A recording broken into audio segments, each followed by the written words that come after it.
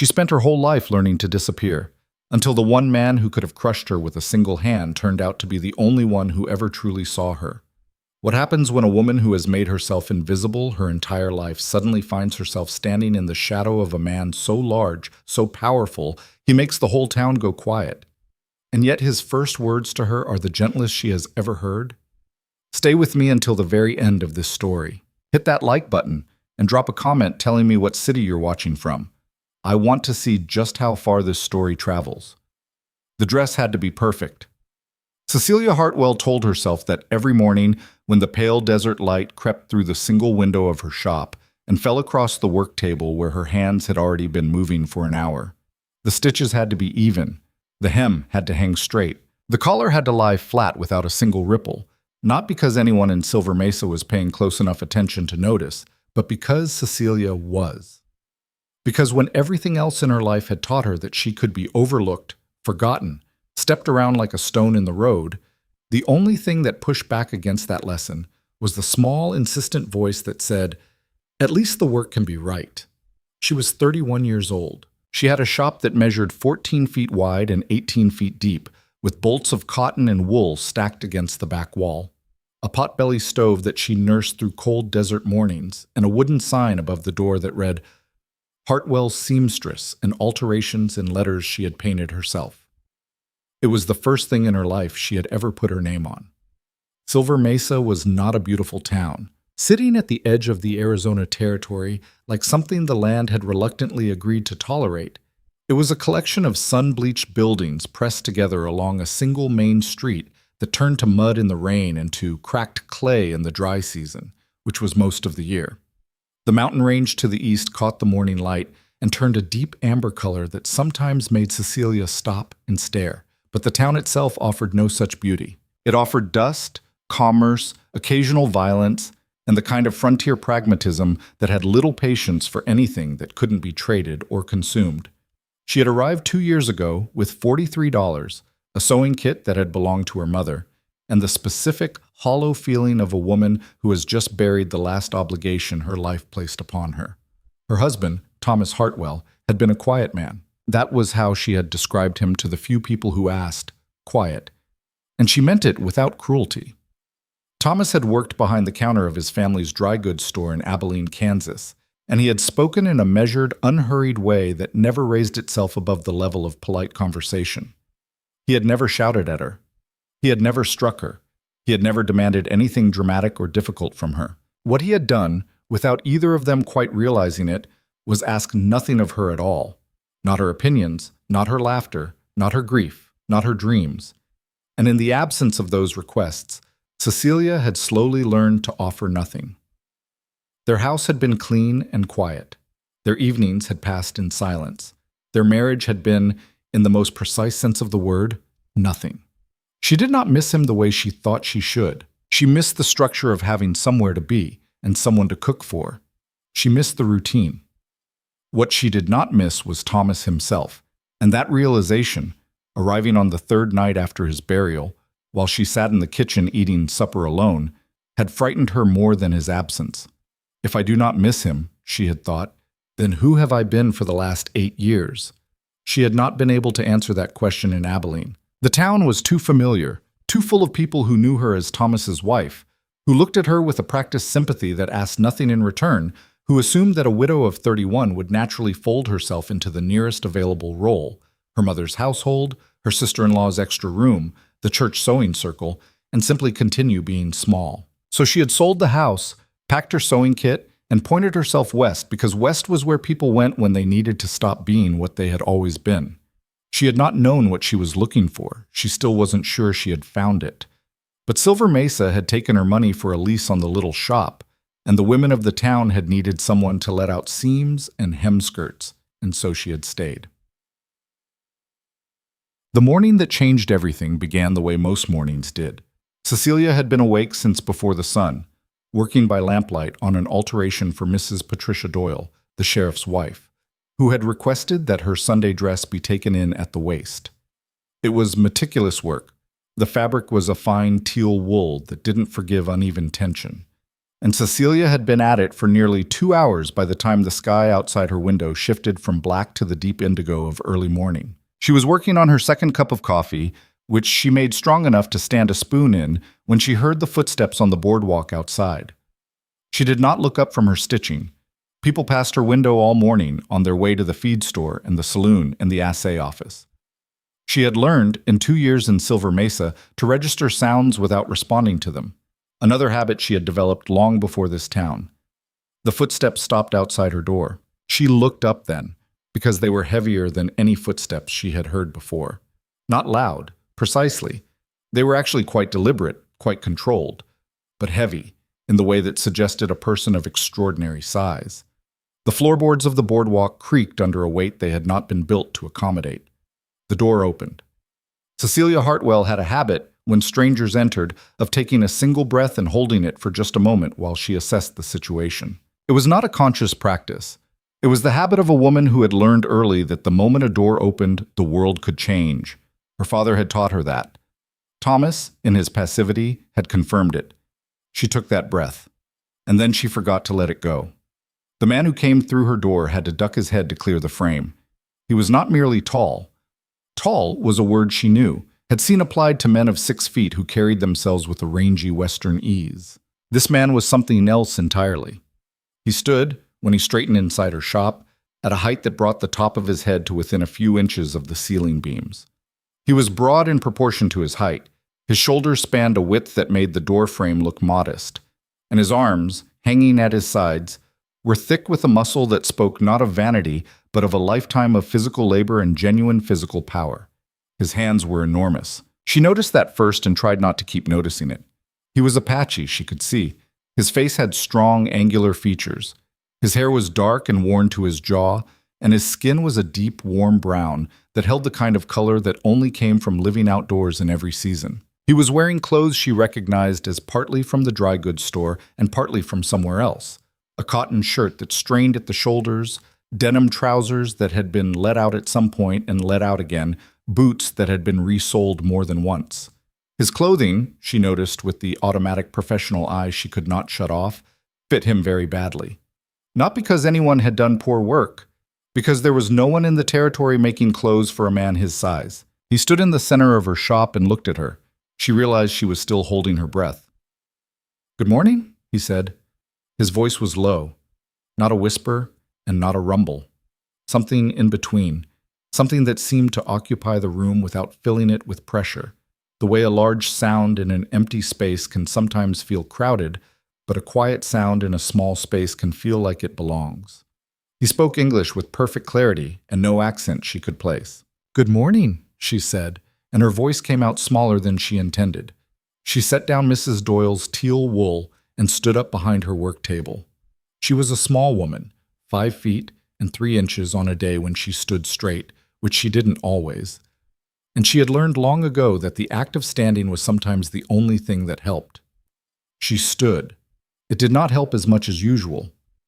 "I was told you might be able to help me," he said. He moved no closer to the table. He had not crossed the threshold past the door more than 2 steps, she realized, and she understood suddenly that he was doing it deliberately, keeping distance, making himself as unthreatening as a man his size could possibly manage in a room this small. "I need some things made. I was told you do good work." "I do," she said. She didn't know why she said it that way. Simply, without the apologetic softening she usually added, the "I'll certainly try" or "I do my best" that she normally used to cushion a statement that might otherwise sound too confident, too much like she believed in herself. She just said it. It surprised her. Something shifted very slightly in his expression. Not a smile, not yet, but something in the region of his eyes that suggested he had noticed. "My name is Callan," he said. "Callan Running Water. I've got a claim about 12 miles east of town. I spend most of the year out there, and I come to town when I need supplies, and when things wear out." He looked down at his shirt, which was indeed in a state of considerable stress around the shoulders. "Things wear out often." "I imagine they do," Cecilia said, and then felt heat rise in her face because that had sounded— it hadn't meant to sound— I mean, given the kind of work a claim requires, she finished, and thought, "You are 31 years old and you are blushing in your own shop." "Yes," Kalen said, and there it was. The thing that wasn't quite a smile, just a small, careful easing of the corners of his mouth. Given the work, she came around from behind the work table and brought her measuring tape, because that was what the situation called for, and it gave her hands something to do. She crossed the 14 feet of her shop and stopped in front of him, looked up. She had to tilt her head back to look up at him, which she did not do, quite, looking instead at the middle button of his shirt, and said, in her most professional voice, "I'll need measurements."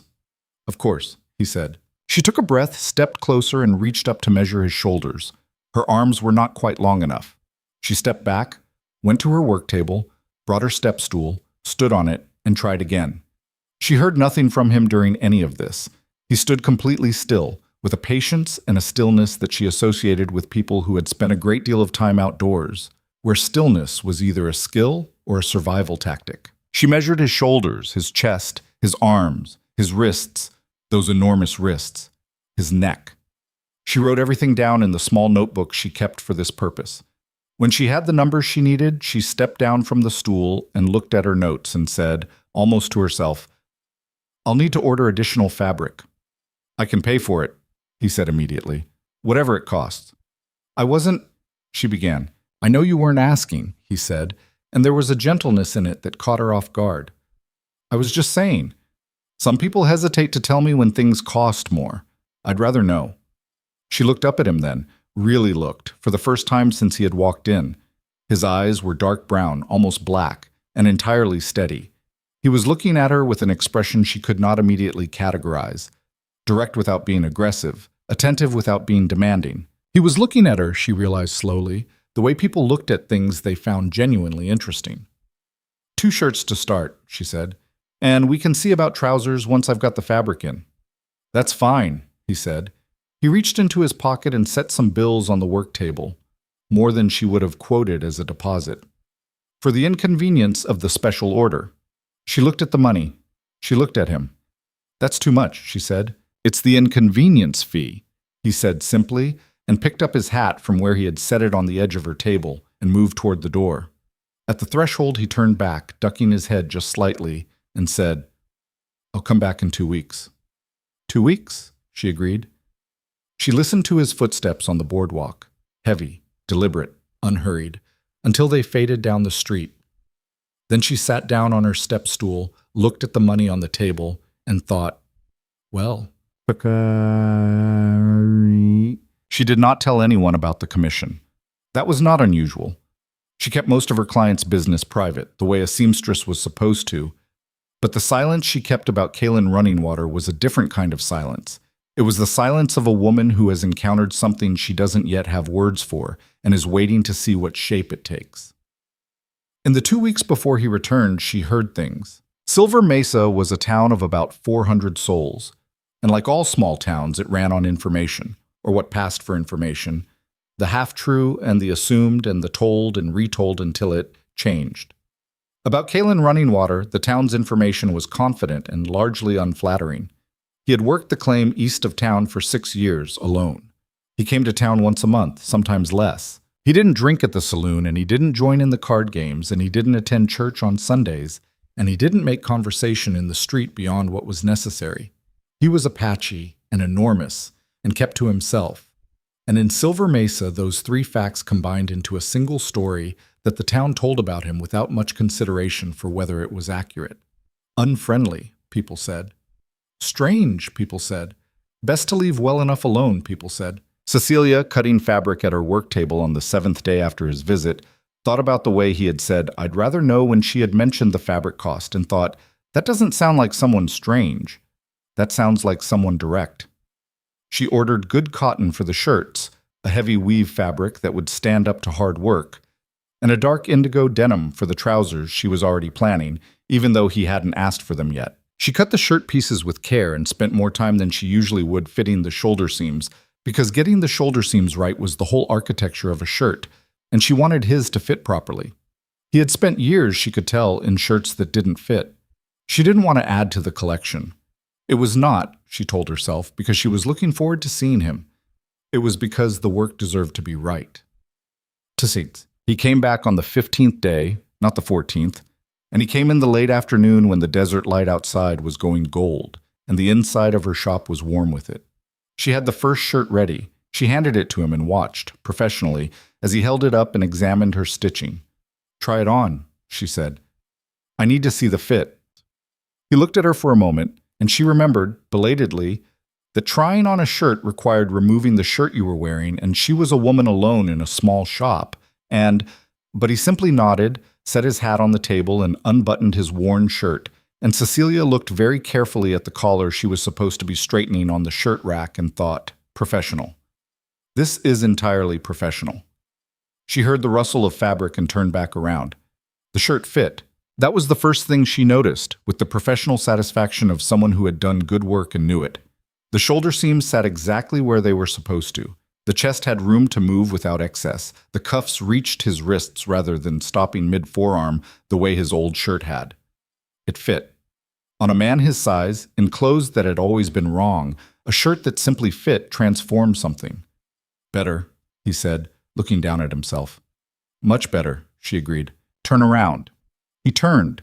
She walked behind him, examined the back seams, tugged gently at the fabric across his shoulders, confirmed that it moved with him rather than against him. She was standing approximately 2 feet behind a man who was roughly twice her size, and she catalogued the feeling carefully. Not afraid. Not the small, tightened chest feeling that she had carried for most of her life around large or powerful things. Something else. Something more like the feeling of being near something so substantial that it made the world feel temporarily stable. "It's good work," he said. He was still facing away from her. "Thank you," she said, and came back around to face him. "The second one isn't finished yet," she said. "Next week." "No hurry," he said. He reached into his pocket. "Don't overpay me again," she said. He paused. That thing happened at the corners of his eyes again. That small, careful shift towards something warmer. "The exact amount, then." "The exact amount," she confirmed. He paid her. He picked up his hat. He paused at the door. "You've been here 2 years," he said. It wasn't a question. She was surprised. "Yes." "From Abilene," he said. "Kansas." She was more surprised. "How do you know that?" "I asked Pete Marlowe at the dry goods store," he said. "He knows everyone." She stared at him. "Why did you ask?" He seemed to consider the question seriously, the way he seemed to consider most things, with a thoroughness that suggested he did not traffic in careless answers. "Because you're good at your work, and you don't seem to think you are," he said finally. "I was curious about that." He ducked his head through the door and left. Cecilia stood in the center of her shop for a long moment. Then she said, aloud to no one, "Well." The second shirt brought him back the following week, and the third visit became a conversation. It began practically. She had a question about the trousers she was planning, about the length he preferred and the weight of denim he favored. But it turned into something else in the way that conversations sometimes do when two people who don't talk much find themselves, unexpectedly, talking. He told her about the claim. It was a mining claim, but he had stopped working it for ore 2 years ago when the vein played out, and now he used the land for a small cattle operation, 6 head currently, which he was working to expand. He spoke about the land with a specificity that she found herself listening to very carefully, not because the subject was inherently arresting, but because the way he talked about it revealed something about the way he thought, precisely, observationally, with a patience for detail that she recognized. "You notice things," she said, before she could stop herself. He looked at her. "Everyone notices things." "Not the same things," she said. "Not everyone would describe the way the grass changes at different elevations." "You notice stitches," he said. "Most people just see the shirt." She opened her mouth, closed it, looked back down at her measuring tape. "Fair point," she said.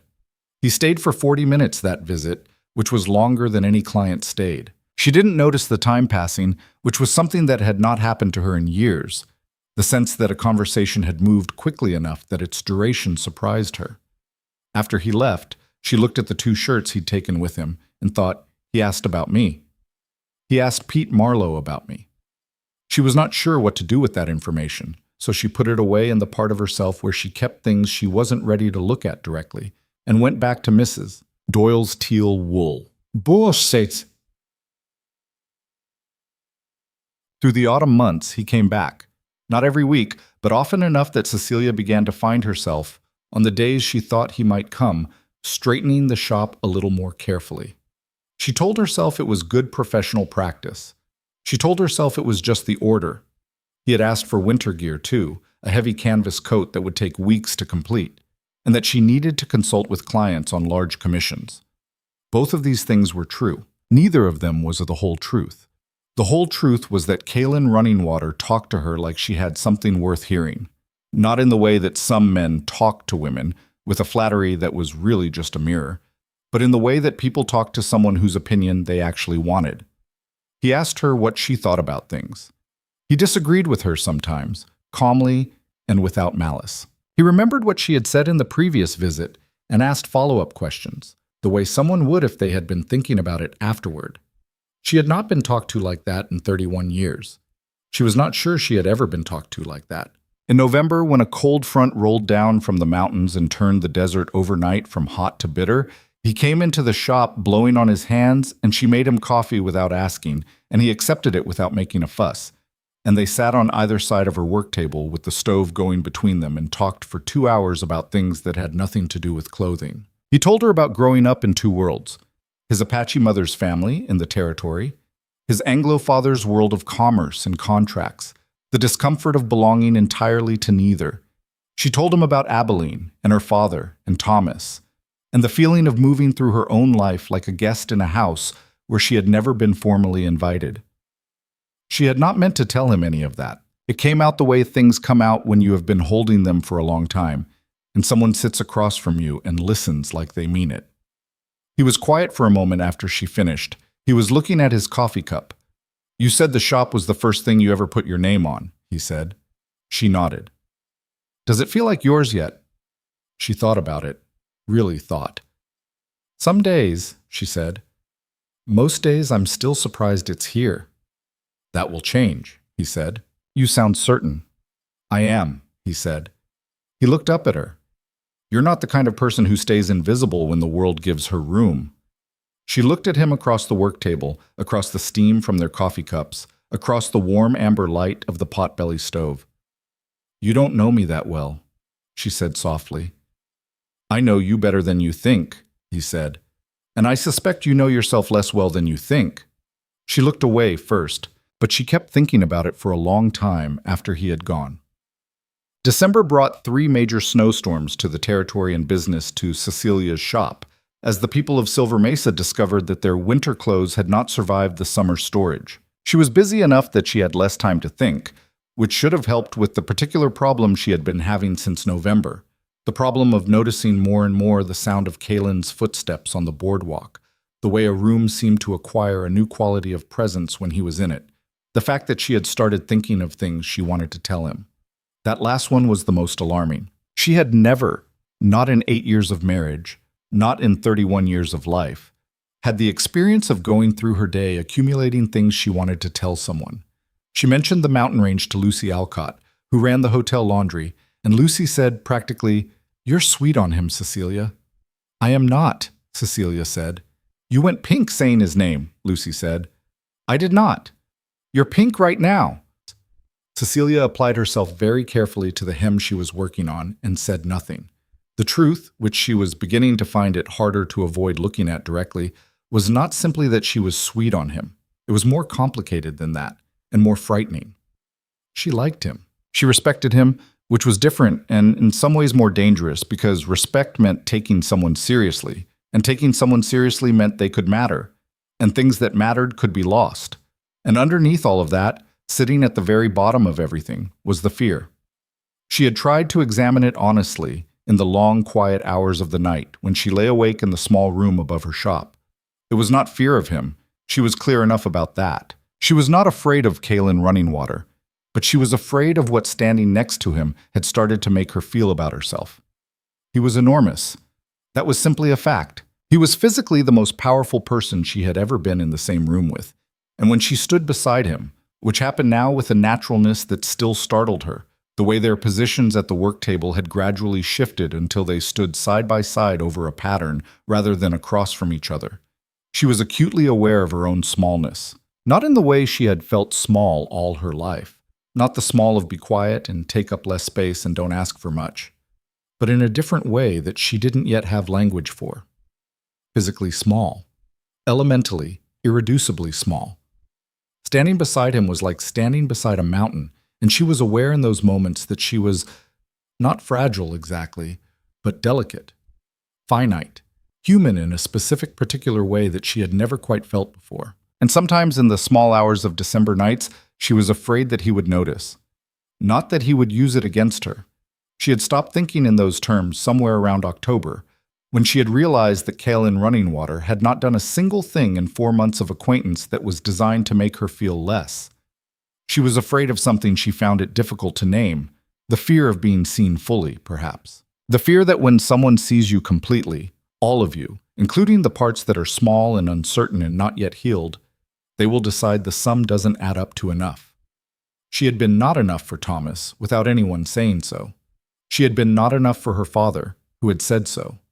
She had been, for most of her life, a woman who occupied less than her share of the available space, and she had not yet entirely unlearned the belief that this was correct. And now here was a man who looked at her like she was interesting, who asked her opinions and remembered her answers, who said things like, "You're not the kind of person who stays invisible with a certainty she was not sure she had earned."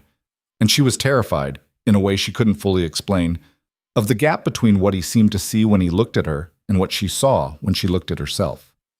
The canvas coat was nearly finished. She worked on it in the evenings, by lamplight, sewing the heavy-gauge thread through the thick fabric with the kind of careful attention she gave to things that had to last. It was the best coat she had ever made. She had lined it with wool she had ordered specially, softer than anything she usually stocked.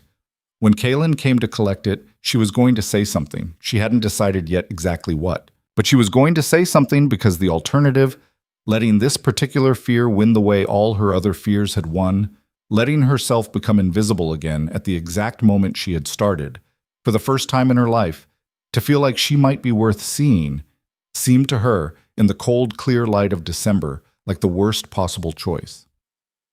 She finished the last seam of the coat on a Thursday evening, trimmed the thread, and laid the garment across her work table. She looked at it for a long time. At least the work can be right, she had always said. But for the first time in her life, she thought, maybe it's not just the work. Outside, the desert was quiet under a thin crust of frost, and the mountain range to the east held its amber color in the last cold light of the day.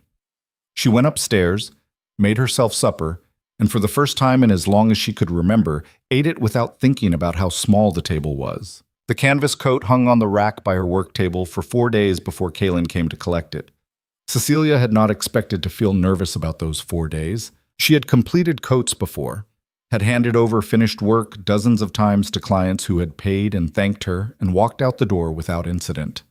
And there was no logical reason why this particular garment, hanging on this particular rack, should make her straighten her hair twice every morning before unlocking the shop door.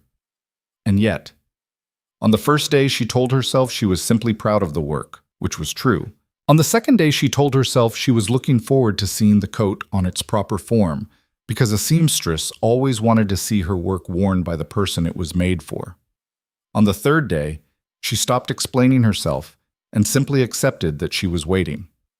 He came on the fourth day, in the mid-afternoon, when the winter sun had climbed just high enough to take the worst of the cold off the air without actually making the world warm. She heard his footsteps before she saw him.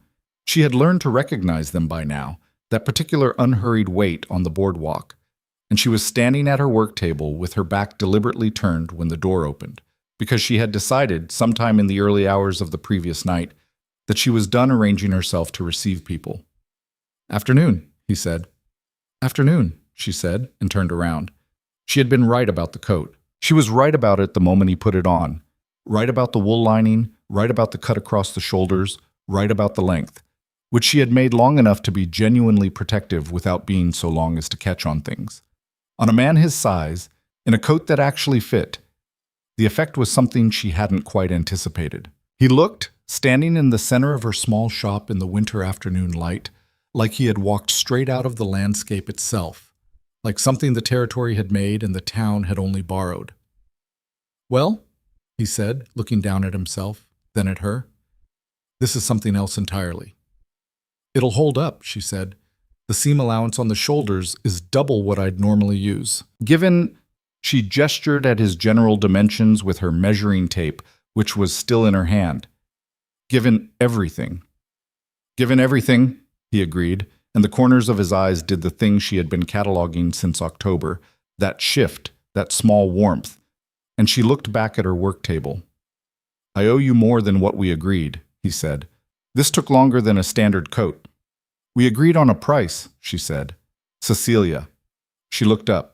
He very rarely used her name. She was not sure when he had started, but she had noticed each time he did it, the way her name sounded in his mouth, which was different from the way names usually sounded, slower somehow, like he was paying attention to it.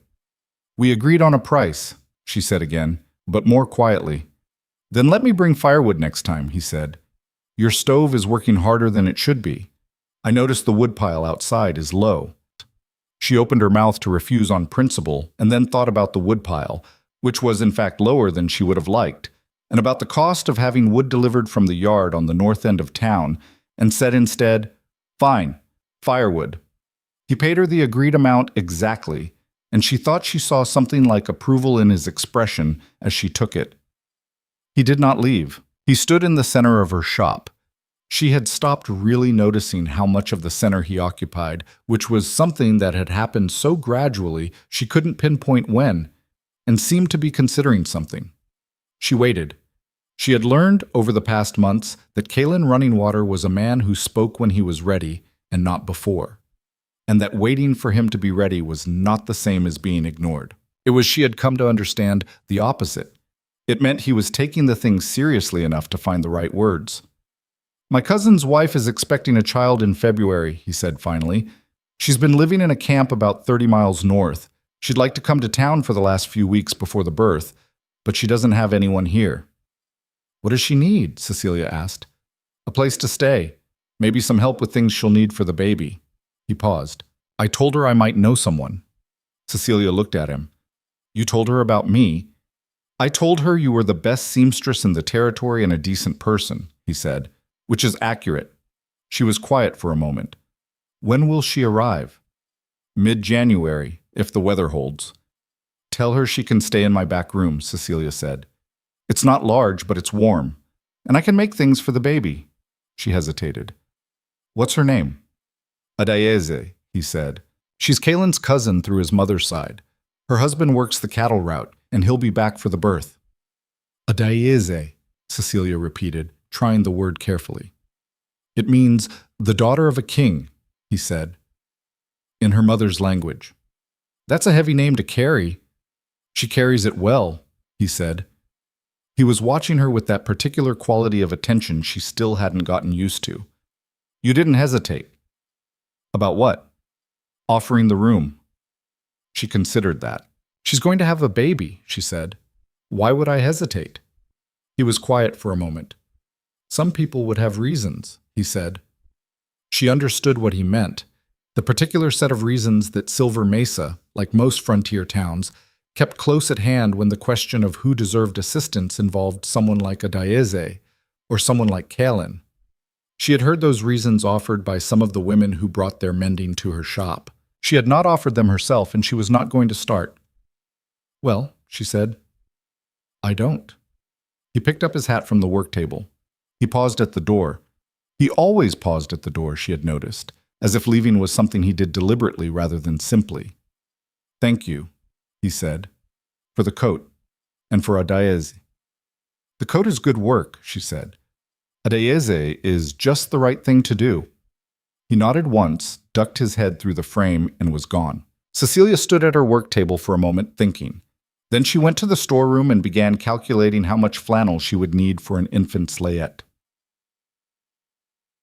Adayeze arrived on a Thursday in the third week of January, in the bed of a neighbor's wagon that Kalen had arranged, wrapped in so many blankets that she looked at first glance like a very well-padded bundle of goods. She was a small woman, smaller even than Cecilia, which was saying something, with a round, luminous face and a belly that preceded her by a considerable margin and moved through the door of Cecilia's shop with the autonomous confidence of something that intended to arrive regardless of circumstance.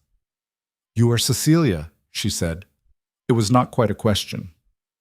"I am," Cecilia said. "You must be Adayeze." "The daughter of a king," Adayeze said, with a smile that made the whole expression ironic and warm at once. "Kalen told me you were a decent person. He does not say that about many people."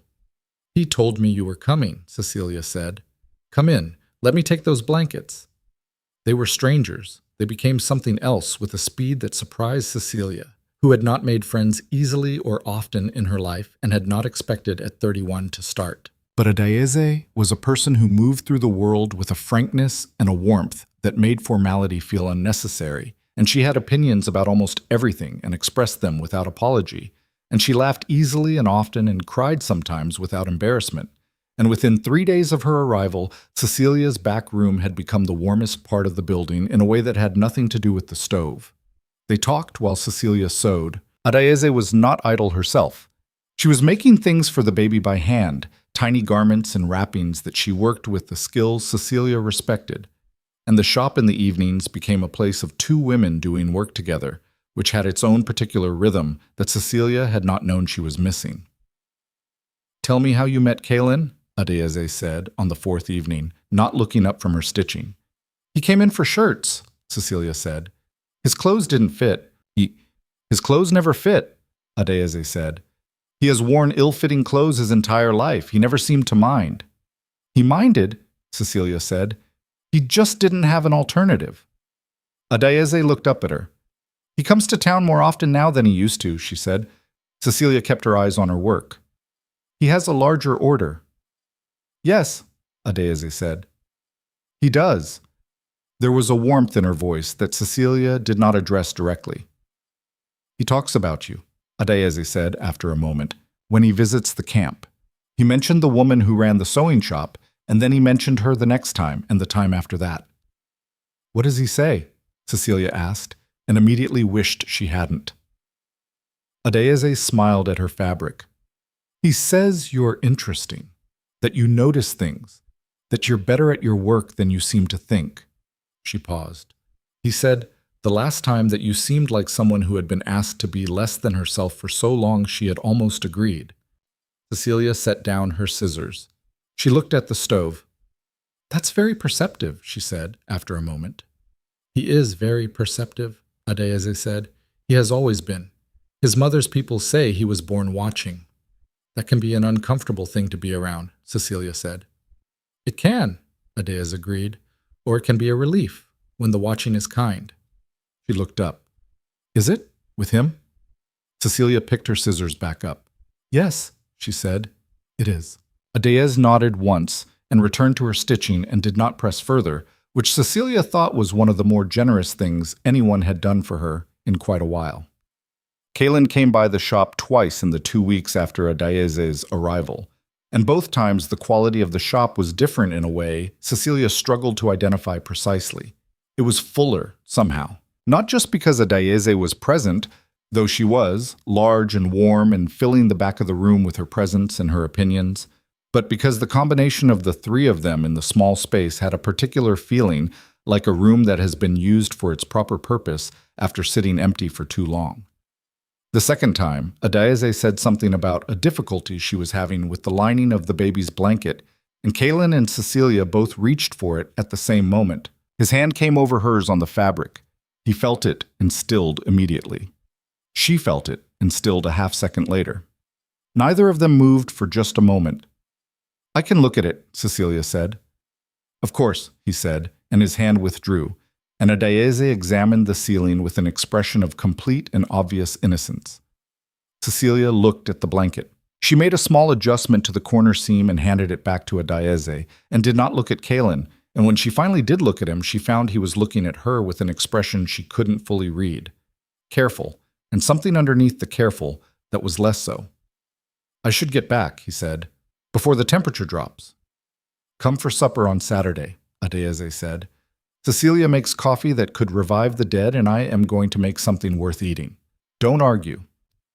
She She directed this last at both of them without distinction, and neither of them argued. Saturday supper was the first time Cecilia had cooked for someone she wanted to impress in longer than she could honestly remember. She told herself she was cooking for Apache. She cooked a pot roast with root vegetables and the last of the dried herbs she had brought from Kansas, and cornbread that she made from scratch, and the strong coffee that she suspected had built most of her local reputation entirely by accident. Kaylin arrived at 6, bringing a small bag of things from the dry goods store. Coffee he had clearly guessed she was low on, a packet of sugar, and something wrapped in brown paper that he set on the work table and didn't explain until Apache unwrapped it and found dried apricots, which were not a common commodity in Silver Mesa in January. "Where did you find these?" Apache demanded. "Trader came through the camp last week," he said. "I knew you liked them." Apache pressed the bag to her chest and said something to him in a language Cecilia didn't know, and he responded briefly in the same language, and the exchange had a warmth and a shorthand to it that made Cecilia feel she was briefly glimpsing something private. Not excluded exactly, but aware that she was watching a piece of a history she wasn't part of. "He brought you something too," Apache said, setting the apricots down and nodding at the table. Cecilia looked. There was a small paper package she hadn't noticed, separate from the others. "It's nothing significant," Kaylin said. He was looking at the wall. She opened it. Inside was a spool of thread, silk thread, deep amber gold, the color of the mountains at dusk. It was finer than anything she currently had in stock. It was not the kind of thing you could find at the dry goods store. "The same trader," he said. "He had fabric goods. I saw it and thought it—" He stopped. "You mentioned once that silk thread was difficult to source." She had mentioned it once, months ago in passing. She could not remember the exact conversation, but she could see from his expression that he did. "Thank you," she said. The amber thread caught the lamplight and held it. She set it carefully on the shelf above her work table, where she kept her best materials. They ate at her work table, which she had cleared and covered with the cleanest cloth she owned, and it was an ordinary meal made extraordinary by the company, which was a thing Cecilia had read about in books, but never quite believed was real. The idea that food could taste better for who was sitting across from you. Apache told stories about growing up in a family of 11 children, with a mother who ran the household like a military campaign, and a father who composed songs in the evening and seemed not to notice the chaos around him. Kaylin told a story about an encounter with a black bear at the claim 2 summers ago that ended with the bear removing a significant portion of his food stores and him spending 3 days eating nothing but dried corn. Cecilia, without quite planning to, told them about the summer she was 12 and tried to teach herself to ride a horse using only a library book on equestrian theory, which had ended predictably but had given her the only broken bone of her life, a left wrist that still ached in cold weather. "Show me," Kaylin said. "What?" "Where it aches." She held out her left hand. He reached across the table and took it, gently, with a care that his hand's size made almost formal, and turned it over, examining the slight irregularity on the outer wrist bone. "My uncle said it," she said. "He wasn't a doctor." "I can tell," Kaylin said. His thumb moved across the old break with a lightness she hadn't expected. "Does it give you trouble?" "In cold weather," she said. "I've learned to work around it." "You've learned to work around a lot of things," he said. He wasn't looking at the wrist anymore. He was looking at her. She did not pull her hand back. She said, "Most people do." "Not the same things," he said. It was the same thing she had said to him months ago, about noticing, and she understood that he remembered that too, and the understanding sat between them like something with its own weight. Apache, across the table, picked up her coffee cup and looked at it with great interest. Later, after Apache had gone to the back room and the fire in the stove had burned down to a steady low heat, Kaylin helped her clear the table. He was too large for the small space in any practical sense, but he moved in it with the same careful deliberateness he brought to everything, navigating around the work table and the fabric racks with a precision that she found she had come to take for granted, the way you took for granted things that had become part of the expected landscape of your days. "She's good for this place," he said, setting the last dish on the washstand. He was talking about Apache. "She's good for me?" Cecilia said. "I didn't know how quiet it had gotten." "You've been here 2 years," he said. You built all of this by yourself." "It wasn't complicated to build," she said. It's a small shop. Cecilia. He was at the washstand, which meant he was across the room, which was far enough that she turned to look at him. He was facing her, his back to the stack of fabric bolts, and in the lamplight and the low stove glow, the shop felt smaller than usual, though she knew it was the same 14 feet it had always been. I need to ask you something. All right, she said. He was quiet for a moment. I'd like to come by when it isn't about a commission, he said. When there's nothing to pick up or drop off, just to... He stopped. Just because I'd like to. She looked at him. She thought about the amber thread on the shelf. She thought about her wrist in his hand. She thought about the list of things she had accumulated all autumn and winter that she had wanted to tell him. I'd like that, she said. Something in his face settled, the way things settle when they find the right position after being uncertain. Saturday again, then, he said. If that's all right. Saturday, she agreed. He put on the canvas coat she had made. It still gave her a private satisfaction, seeing it on him, and ducked through the door into the cold January night, and Cecilia stood in the middle of her shop in the lamplight, among her fabric and her tools and the amber thread on the shelf, and thought about the Saturday after next, and then the Saturday after that. She was not afraid of those Saturdays. That was new. February came, and with it Adeyeze's son, who arrived on a Tuesday morning in the back room of Cecilia's shop with a speed and a conviction that suggested he had been overdue for some time and was not interested in further delays. Kalen's cousin arrived 2 days before, a broad-shouldered man named Daniel, who shook Cecilia's hand with both of his and looked at his wife in the room she was inhabiting and said, in a voice rough with road dust, "Thank you for keeping her." "She kept herself," Cecilia said. "I just provided the room." The baby was born just after dawn, attended by the town's doctor and by Cecilia, who had not planned to be there for the actual event, but had found herself there nonetheless, because Adeyeze had asked, and refusing had not seemed like a real option. He was a solid, decisive child who announced his arrival with considerable volume and then quieted when placed in Adeyeze's arms with a completeness that suggested he had made his point and saw no need to continue. They named him Emeka. He had Adeyeze's round face and Daniel's broad shoulders and, in Cecilia's entirely unprofessional opinion, an expression of deep and ancient wisdom entirely inappropriate for someone less than an hour old. Kalen came that afternoon. He stood in the doorway of the back room, too large to come all the way in without disturbing things, and looked at Adeyeze with the baby, and then at Cecilia, who was cleaning up in the corner, and his expression had something in it she had not seen before. Something more open than his usual careful attentiveness, something that a man with fewer reserves might have called moved. "Come and see him," Adeyeze said. He came in, folding himself carefully into the small space, and looked at the baby. He was quiet for a long moment. "He's very small," he said. "He's a perfectly normal size," Adeyeze said. "You are an abnormal size. This is not Emeka's problem." Kalen made a sound that Cecilia had never heard from him before, that took her a moment to identify as a laugh, quiet and real, the kind that escapes before a person can decide whether to let it out. He looked at her over the top of Adeyeze's head, and she was already smiling, and they looked at each other across the small room, across the new child, and something passed between them that she didn't yet have words for, but felt as clearly as the cold outside and the warmth within. Adeyeze and Daniel left 3 weeks later, once the weather allowed and the baby had declared himself sturdy enough for travel. Adeyeze embraced Cecilia at the door of the shop and held on for a moment longer than a polite farewell required, and Cecilia, who had not been held like that in years, let herself hold on too. "He is a good man," Adeyeze said quietly, near her ear, "and he is not as patient as he seems. He is patient because he respects you. There is a difference." Cecilia stepped back. She looked at Adeyeze. "I know," she said. Adeyeze studied her face and seemed to find what she was looking for. She nodded once, the way she had on the evening in January when Cecilia had said yes about Kalen's watching being a relief, and that one nod carried all the same meaning. Good then. No more needs to be said.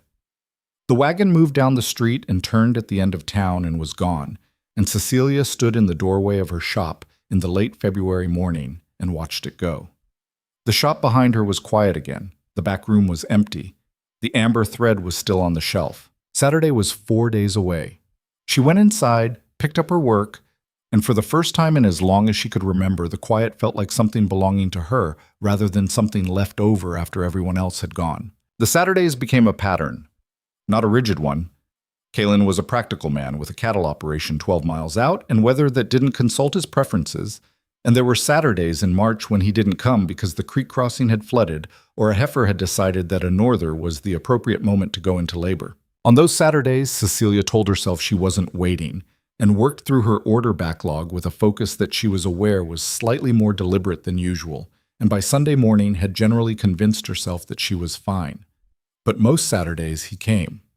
He would arrive in the late afternoon, usually with something practical, firewood, as he'd promised, or coffee, or once a length of waxed canvas he thought she might use for work aprons, which she did. She began to suspect that bringing something was his way of making the visit feel legitimate to himself, the same way she had once told herself she was looking forward to seeing his coat worn properly. They were both, she thought, people who needed a practical reason for things that were not, at their core, practical at all. They ate together most evenings. Sometimes she cooked, and sometimes he brought things from the camp. Dried venison, dried corn, prepared in a way she'd never tasted before, and asked him to teach her. Once a jar of wild honey so dark it was almost black that he said was from a hive his mother had kept on her family's land, which was the most personal thing he had told her yet. She received it as such, not making too much of it, just tasting the honey and saying it was the best she'd ever had, which was true. The town, predictably, had noticed. Silver Mesa was not a large town. It was not capable of not noticing when a large Apache man visited a widow seamstress's shop on a reliable weekly basis, and it was not inclined to notice quietly. Cecilia became aware of this incrementally, a slight shift in how certain women greeted her on the street, a remark from Bill Alcott at the hardware store that was technically about the weather, but carried a freight of implication that she chose not to unpack, a visit from Mrs. Doyle that lasted longer than the teal wool alteration warranted, and included several observations about propriety and what people might think that Cecilia listened to with a carefully neutral expression until Mrs. Doyle ran out of steam. "Thank you for bringing the dress by," Cecilia said when the silence had held long enough. "It's ready now." Mrs. Doyle took the dress and seemed to want to say more. She didn't, quite. She left, and Cecilia watched her go and then went back to her work and thought, this is what it cost then. She had known there would be a cost. She was finding, now that it was being presented, that she was less inclined to pay it than she had expected. Not angry, exactly. The people of Silver Mesa were not complicated in their prejudices, just ordinary in them, but clearer. Something in her that had spent 31 years calibrating itself to other people's comfort had found a new calibration point. She did not mention any of this to Kalen. She was still working out why. The reason arrived on a Saturday in late March, when the desert had made its abrupt and total transition from winter to something that felt almost like spring. The air still cool but carrying warmth underneath it. The scrub greening slightly along the creek beds. The light shifting to a quality that was softer than winter's hard clarity. He had arrived early, which he occasionally did when the conditions at the claim allowed, and they had walked instead of staying in the shop, which they had done twice before when the weather offered it. A circuit of the quieter streets east of the main road, where the buildings thinned out and you could see the mountain range without the town's clutter in the way. They walked with a comfortable proximity, not touching. They were still careful with each other in physical terms, as though they had silently agreed that the territory between them was one to be crossed deliberately, but close enough that she was aware of his presence as a warmth alongside her, a reference point. "Jonas Briggs said something to me yesterday," he said. She knew Jonas Briggs. He ran the assay office and had the particular combination of small-town authority and small-town prejudice that made him someone people listened to. What did he say? He said he thought it was my business where I spent my time, but that I should know people were talking. Kalen's voice was entirely even. He seemed to think he was doing me a favor. "What did you tell him?" "I told him I was aware of it and appreciated his concern." "That's measured," she said. "I was measured," he said, "on the outside." She glanced up at him. He was looking at the mountain range. In the late afternoon light, his profile was a clean, strong line, and she thought, not for the first time, that his stillness was one of the most particular things about him, the way he could contain a great deal without allowing it to spill. "Does it bother you?" she asked. "What they say?" He considered this with his usual thoroughness. "I've been what this town talks about since I first came here," he said. "I made my peace with that some time ago." He paused. "What bothers me is the possibility that it costs you something I'm not aware of." She stopped walking. He stopped a half step later and turned to face her, and she looked up at him in the desert and mountain light and said, "Let me decide what it costs me." He studied her face. "All right," he said. "It costs less than you'd think," she said, "and less than it would have a year ago." "Why less than a year ago?" She started walking again because the answer was easier to say while moving. "Because a year ago I would have let them be right," she said.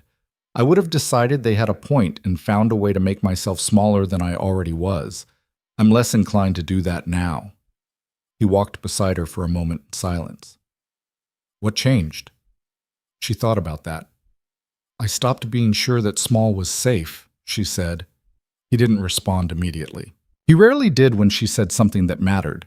He had this quality of receiving important things quietly, the way good ground receives rain, without deflection. After a while he said, "That took courage." "It took being tired," she said. "Those are sometimes the same thing." She looked up at him and found him already looking at her, and they held that for a moment before she looked back at the road, and the rest of the walk was quieter, but not uncomfortable, the way silences were between people who no longer needed to fill them. April in the Arizona Territory was the month that tried to convince you it could be everything at once. Hot days and cold nights, sudden afternoon squalls that lasted 20 minutes and turned the street to a shallow river before vanishing entirely. The desert blooming in ways that seemed almost aggressive after the long gray months, all that stored color pushing out at once. The mountains in the morning were a purple so deep they looked painted. Cecilia noticed the beauty more that spring than she had the previous two. She was not sure exactly what had shifted in her optic capacity for the world's appearance, but she suspected it had something to do with being looked at, not observed, not assessed, not cataloged for usefulness or dismissed for lack of it, but genuinely looked at, the way Kaylin looked at her, with a quality of seeing that seemed to take in all of it and find it adequate. More than adequate. She was still learning to accept what she saw in his face when it was turned toward her, but the learning was accumulating. They had fallen into habits, which was a thing she had always thought she didn't want, and was discovering was one of the better things available. He knew she preferred her coffee made with 2 scoops and no sugar. She knew he took his with 1 sugar and would not say so unless asked, on the grounds that asking for things was a practice he was still developing. She knew that he was beneath the careful exterior, very funny in a dry and precisely aimed way that tended to arrive without warning and leave her genuinely caught off guard. He knew that she was, beneath the small and careful exterior, more opinionated than she pretended, and he had developed a reliable technique for drawing her opinions out, a slightly raised eyebrow and the word "really" deployed with specific emphasis, which never failed to make her say what she actually thought. "Really," he said, one evening in April, when she had remarked that the fabric she'd received from the new dry goods shipment was probably adequate. "It's thin," she said. "The weave count is lower than what I ordered. It'll do for summer shirts, but I wouldn't put it in anything meant to last." "Why didn't you say that to Marlowe?" "Because Pete Marlowe works with the suppliers he has, and I don't want to make his day harder." "What about your day?" "What about it?" "You ordered something specific and received something less," he said. "That's a problem worth naming." She looked at the fabric in question, which was indeed thinner than advertised. "It's not worth a fight." "I'm not suggesting a fight," he said. "I'm suggesting that what you need has value, that naming it clearly isn't the same as making trouble." She was quiet for a moment. "That's a distinction my father didn't make," she said. "He received that the way he received things, without flinching, without making it into more than it was, just holding it steadily." "I know," he said. "How do you know?" "Because you still apologize when you ask for things," he said. "Every time. You say, 'I'm sorry to ask, but—' and then you ask the sensible thing. I've been counting." She stared at him. "You've been counting how often I apologize?" 14 times since January," he said. Not counting today, which is still early. That's, she started, then stopped. She thought about it. That's accurate, she admitted. It's a habit, he said, not unkindly, just plainly. Habits can change. Some habits are older than others, she said. Yes, he said, but you're not the same person who built them. She looked at him. He was sitting across from her at the work table, his large hands wrapped around his coffee cup, and he was looking at her with that steady, careful attention that she had come to think of as specifically his. Nobody else in her life had ever looked at her quite this way, with this combination of directness and patience, as though she was something worth the time. How are you so certain about that? She asked. That I'm not the same person? Well, because I've watched you for 8 months, he said. You're not. She thought about who she had been in July, when a large stranger had walked through her door and she had forgotten to breathe. She thought about the woman who had stood on a step stool and measured his impossible shoulders and told herself it was purely professional. She thought about all the things she had not said for 31 years and the things she had started saying since. No, she said slowly. I suppose I'm not. Assent. The specific evening that the story turned on came at the end of April, on a Saturday that had started as most Saturdays did and then became something else. The day had been warm, genuinely warm for the first time that year, the kind of warmth that arrived like a statement rather than a suggestion, and the whole town had responded to it with a collective emergence from winter that looked from Cecilia's window almost festive. By late afternoon, the street was busy with people who had decided the outdoors were once again viable, and the saloon had its doors open for the first time since October, and someone had brought out a fiddle somewhere, and the music drifted in through the shop's open window along with the warm air. Kalen had arrived at 4, with firewood he'd already stacked outside and a jar of something from the camp that turned out to be a kind of preserved green tomato his mother had taught him to make, which Cecilia tasted standing at her work table and said without thinking, "This is remarkable." "She made it every fall," he said. He was looking at the jar rather than at her. "I planted the tomatoes at the claim because I wanted to keep making it." She set the jar down carefully. She looked at him. He was still looking at the jar. "You planted tomatoes," she said. 4 plants, he said, "last spring. They did well enough." She thought about a man the size of a mountain on his knees in the desert soil, planting tomatoes because they would let him keep making a thing his mother had made, and she felt something press against the inside of her chest in a way that was becoming familiar. She had started, in recent months, to think of this feeling as the sensation of being given something you had not known you were waiting for. "Tell me about her," she said. "Your mother." He looked up. She had not asked before. She had let him offer things at his own pace, which had been her natural inclination, but also a kind of protection, because asking personal things meant receiving them, and received things had weight. "She was small," he said, "smaller than you." He set his coffee cup down and turned it in his hands. "She was the most competent person I have ever known, in the sense that there was nothing she couldn't manage. Animals, weather, people who didn't want to be managed. She had a way of dealing with things as they were rather than how she wanted them to be, and it meant nothing surprised her for long." He paused. "She died when I was 17. Fever." "I'm sorry," Cecilia said. "I became very good at practical things after that," he said, "because there was no one else and because it was something to be good at." She understood that. The particular utility of skill when everything else was unavailable. "Is that why the claim?" she asked. "Something to be good at?" "Partly," he said, "and partly because it was land that belonged to nobody's argument. Neither side of my family approved of the other side, and the claim was just mine." He looked up at her. "You understand that, I think." "The shop," she said. "The shop," he agreed. They were quiet for a moment, with the fiddle music coming in from outside and the warm evening pressing its warmth through the window, and the particular quality of the silence between them was the quality that had been building since the first careful November conversation, full rather than empty, charged with things still unsaid, but no longer unacknowledged. "Come outside," he said unexpectedly. She looked at him. "Outside?" "There's a sunset starting," he said. "I'd like to see it with you." It was simple. It was simply said. She was struck, not for the first time, by his capacity for directness, in moments when other people built elaborate pretense. He wanted to see the sunset with her, and so he said that without packaging it as something else. She took her shawl from the hook by the door, and they went outside. The street was still busy, but the eastern end, the end she preferred, was quieter, and they walked to where the buildings thinned and the desert opened out, and the mountains to the east were doing the thing they did at this hour. The amber to copper transition she had watched almost every evening for 2 years, but tonight somehow different, more vivid, more present.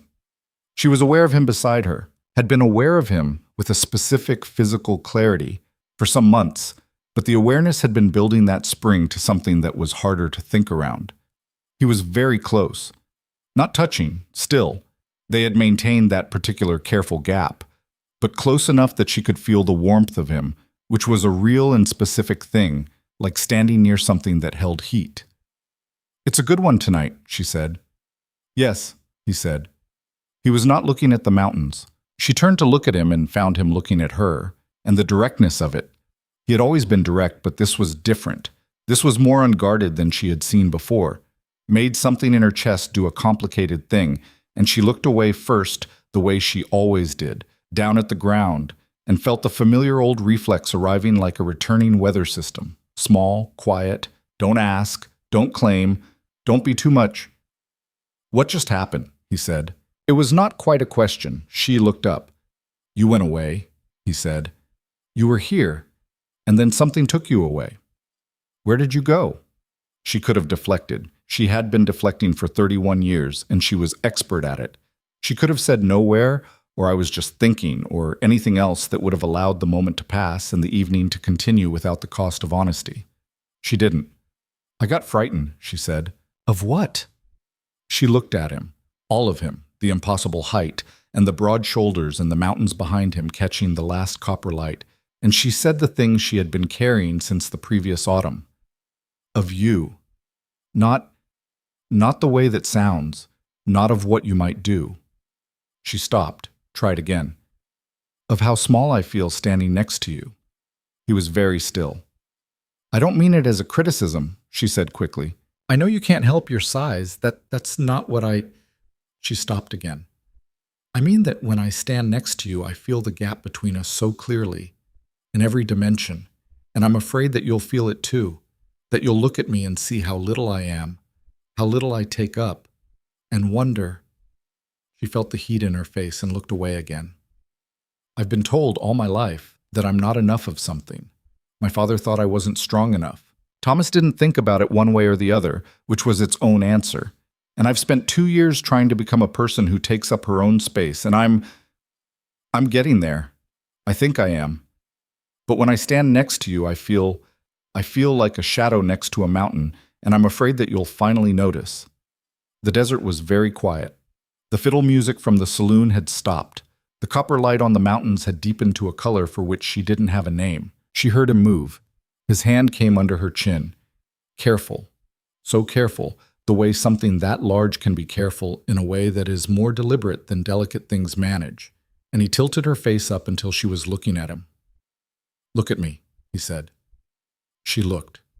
His face was open in a way she had not seen before. All the careful, all the patient steadiness, still there, but underneath it something else entirely.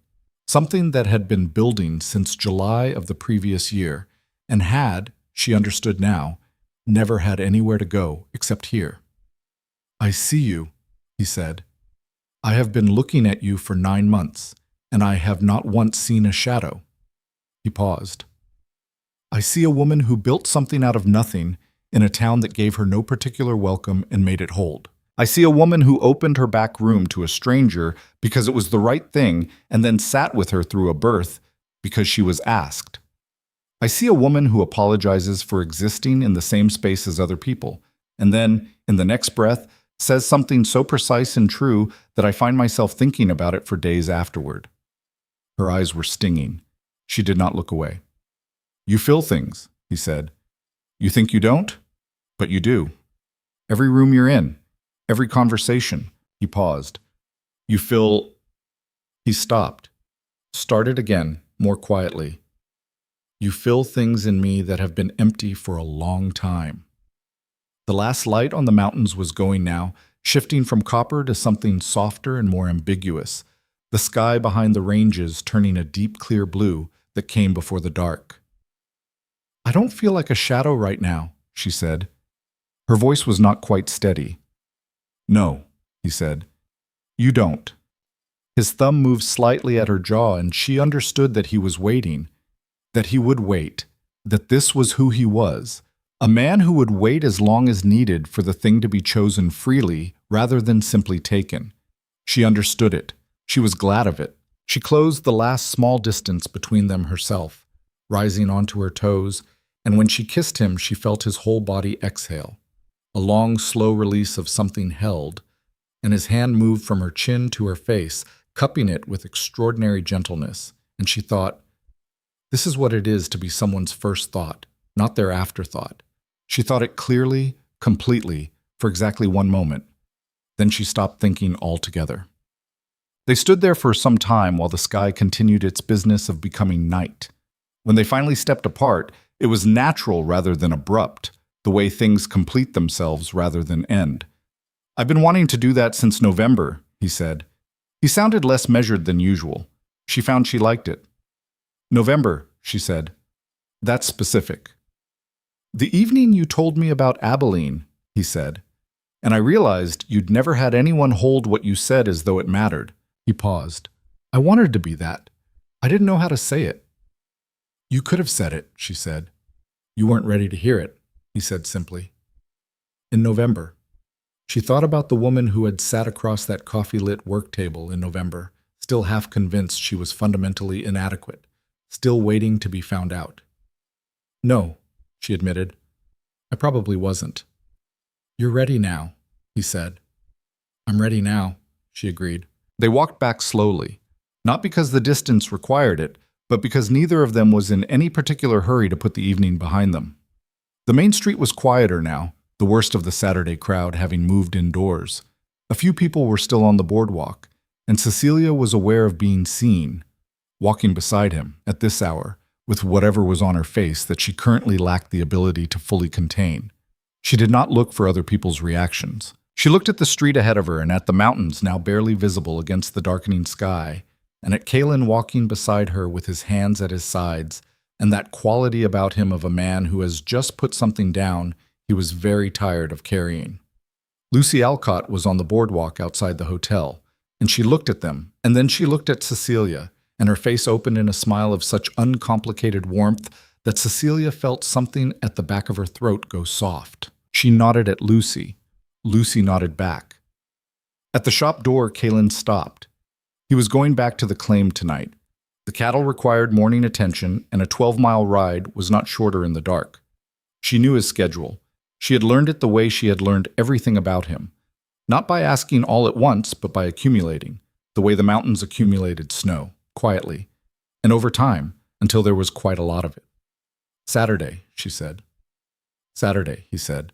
He looked at her for a moment, just that, just looked, with that particular way of his that she now knew meant he was putting something in the part of himself where he kept things that mattered. "Sleep well, Cecilia." "You too," she said. "Watch the creek crossing. It's been raining east of here." He smiled. It was a full one this time, not the careful corner-of-the-eyes version, a real one that changed his whole face into something warmer and less formal, and she thought, I made him smile like that. She filed it in the same place she kept the amber thread and the jar of preserved tomatoes and the memory of his hands on her wrist bone. She went inside. She latched the door and leaned against it in the dark for a moment, while the shop settled around her in its familiar nighttime way. Then she lit the lamp, went to the shelf, took down the amber thread, and held it in her hand for a moment, the spool turning in her palm, that warm gold catching the light. She set it back. She went upstairs. Somewhere out on the east road, a horse was carrying a man she knew home through the desert dark, and the mountains were black against the stars. And in the morning, it would be May. She was not afraid of May. May arrived the way Kalen had predicted things would change, not with announcement, but with the quiet accumulation of evidence until the change was simply undeniable. The evidence was small at first. He came on Saturdays and stayed later. He came on Wednesdays sometimes, when he was in town for supplies, and stopped in for an hour that occasionally extended to 2. She stopped pretending she hadn't been listening for his footsteps. He stopped pretending that the firewood and the coffee and the occasional jar of something from the camp were logistical rather than what they actually were, which was a man finding reasons to bring things to a person he wanted to bring things to. The first time he held her hand in the street, it was entirely unremarkable in its execution. They were walking east toward the mountains in the late afternoon, and she said something about the way the light fell differently in May than in April, and he reached over and took her hand as though he had been doing it for years. She looked at their joined hands, her small one folded inside his enormous one, and thought, "This is the most different 2 hands have ever looked," and then thought, "It doesn't matter at all." She said neither of these things out loud. She kept walking, and he kept talking about the light, and the hand-holding continued until they turned back toward town, at which point it had become so natural that the ending of it was the remarkable event rather than the beginning. The town's response was predictable in its variety. Lucy Alcott was warm and direct about it, telling Cecilia over the fence one Tuesday morning that she was glad and that it was about time someone in this town had the sense to notice what was right in front of them. Pete Marlowe at the dry goods store was cordial with Kaylin in a way he hadn't always been, as though Kaylin's presence in Cecilia's life had reclassified him into a category that Marlowe found easier to navigate. A smaller number of people were less generous, and Cecilia heard things occasionally, at the post office, outside the general store, that were said at a volume designed to be overheard. She heard them. She let them settle and then let them go, the way you let a difficult piece of weather go once it has passed. What she had not anticipated was that the town's opinion would arrive in her shop in human form, and that the human form would be her own sister-in-law. Margaret Hartwell arrived on a Thursday in the second week of May, off the westbound coach, with 2 bags and the particular expression of a woman who has made a long journey for a reason she considers important and finds the destination insufficient. She was Thomas's older sister, 6 years older than Cecilia, built like Thomas had been, square and sensible. And she had written 3 letters since Cecilia moved to Silver Mesa, all of which had been friendly in the specific, bounded way that Margaret was friendly, and none of which had suggested she intended to visit. Cecilia saw her through the window before she came in and had exactly the time it took Margaret to cross the street and step up to the boardwalk to understand that this was not a casual call. "Margaret," she said when the door opened, "I didn't know you were coming." "I wrote," Margaret said. "The last letter I received was in February." "I wrote in April," Margaret said. "The post is unreliable." She set her bag down and looked around the shop with an assessor's eye. The fabric bolts, the work table, the amber thread on the shelf, all of it, and said, "You've done well here." "I've done all right," Cecilia said. "Better than I expected," Margaret said, and it was not unkind, just honest in the way Margaret was honest, which was thoroughly and without much consideration for the feelings involved. "Thomas would have—" She stopped. "Would have what?" Cecilia asked. "Been proud," Margaret said. "He wasn't a complicated man, but he would have been proud." Cecilia looked at her sister-in-law and thought about Thomas, and about pride, and about all the ways a simple man could fail a person without ever raising his voice. "Thank you," she said. "The hotel has a room, if you haven't already arranged it." "I'll stay with you," Margaret said, "if there's room." There wasn't, precisely. The back room where Adayas had stayed was small, even for a smaller person than Margaret. But Cecilia said yes, because Margaret was Thomas's sister and had come a long way, and because the part of Cecilia that had been trained from childhood to make room for other people still operated in situations like this before she could examine whether it should. That evening, after supper, Margaret said, "Tell me about the Apache man." Cecilia set her coffee cup down with deliberate care. "His name is Kaylin Runningwater. He runs a cattle operation east of town." "People are talking," Margaret said. "People always talk," Cecilia said. "Cecilia," Margaret's voice carried the particular weight of someone who has rehearsed a conversation on a long coach journey. "I'm not here to be cruel. I came because I was worried. You've been alone out here for 2 years, and when I heard—" "When you heard what?" "That you were involved with—" Margaret paused. "With someone who wasn't—" "With someone the town had reservations about." "The town's reservations are the town's problem," Cecilia said. "They become your problem when you live here," Margaret said. When your livelihood depends on— My livelihood, Cecilia said, and heard her own voice come out more leveled than she had expected. Depends on doing good work, which I do. And the women who bring me their mending know it, whatever else they think. Margaret was quiet. She was looking at Cecilia with an expression that was adjusting itself. She had come, Cecilia thought, expecting the Cecilia she remembered from Abilene, and was encountering someone with the same face and substantially different architecture. You've changed, Margaret said. Yes, Cecilia said. He did that? I did that, Cecilia said. He helped. There's a difference. Margaret drank her coffee. She was, for all her bluntness, not a stupid woman, and Cecilia could see her updating her approach in real time. I'd like to meet him, she said finally. Saturday, Cecilia said. He comes on Saturday. Saturday arrived with the slow inevitability of things that are both anticipated and slightly dreaded. Cecilia had told Callan, on Wednesday, that her sister-in-law was visiting. She told him in the same tone she used for straightforward logistical information, which was the tone she had decided was appropriate, and he had received it in the same way and asked a single practical question. Does she come with goodwill or concern? Concern dressed as goodwill, Cecilia said. All right, he said. And that had been that. He arrived at his usual time, with firewood already stacked in a small cloth bag that he set on the work table, and he met Margaret Hartwell's gaze when she stood up from the chair in the corner and regarded him with the full force of her assessment. She was a tall woman by the standards of the era, 5'7", solidly built, and she was accustomed to being at eye level with most situations. With Callan, she was not, and Cecilia watched her recalibrate with a respect she had not expected to feel. Mrs. Hartwell, Callan said, I understand you've come a long way. From Abilene, Margaret said. You're larger than I expected. Most people say that, he said. Most people are probably right, she said. Sit down, Mr. Runningwater. I'll make the coffee. She made the coffee badly. She'd been watching Cecilia do it for 3 days and had overestimated the complexity. And Callan accepted the cup without comment and drank it without wincing, which Cecilia thought was one of the more diplomatic things she had seen him do. They sat at the work table, all three of them, and Margaret asked him questions with the efficiency of a woman who had decided the fastest path to information was a direct line. How long have you had the claim? 6 years. Is it profitable? The cattle are, the mining played out. Do you plan to stay in the territory? This is my land, he said. I don't have plans to leave it. Margaret looked at him for a long moment.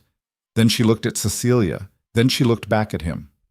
She was invisible in Abilene, she said. I don't mean that as a criticism of her. I mean her husband and her father and the whole town between them had taught her to be. It took me too long to see it. Margaret, Cecilia began. I'm saying it badly, Margaret said. What I mean is— She stopped, and for the first time Cecilia saw her sister-in-law look uncertain. What I mean is that I care what happens to her, and I want to know whether you do. The question sat in the middle of the table between all three of them. Cecilia felt the heat in her face and did not look away from it. Callan set his cup down. He looked at Margaret with the same direct, careful quality he brought to everything important. I have spent the better part of a year paying attention to her, he said. I intend to spend considerably more time doing so. He paused. I am aware that she learned to make herself small, and I am aware that it is not my job to make her large.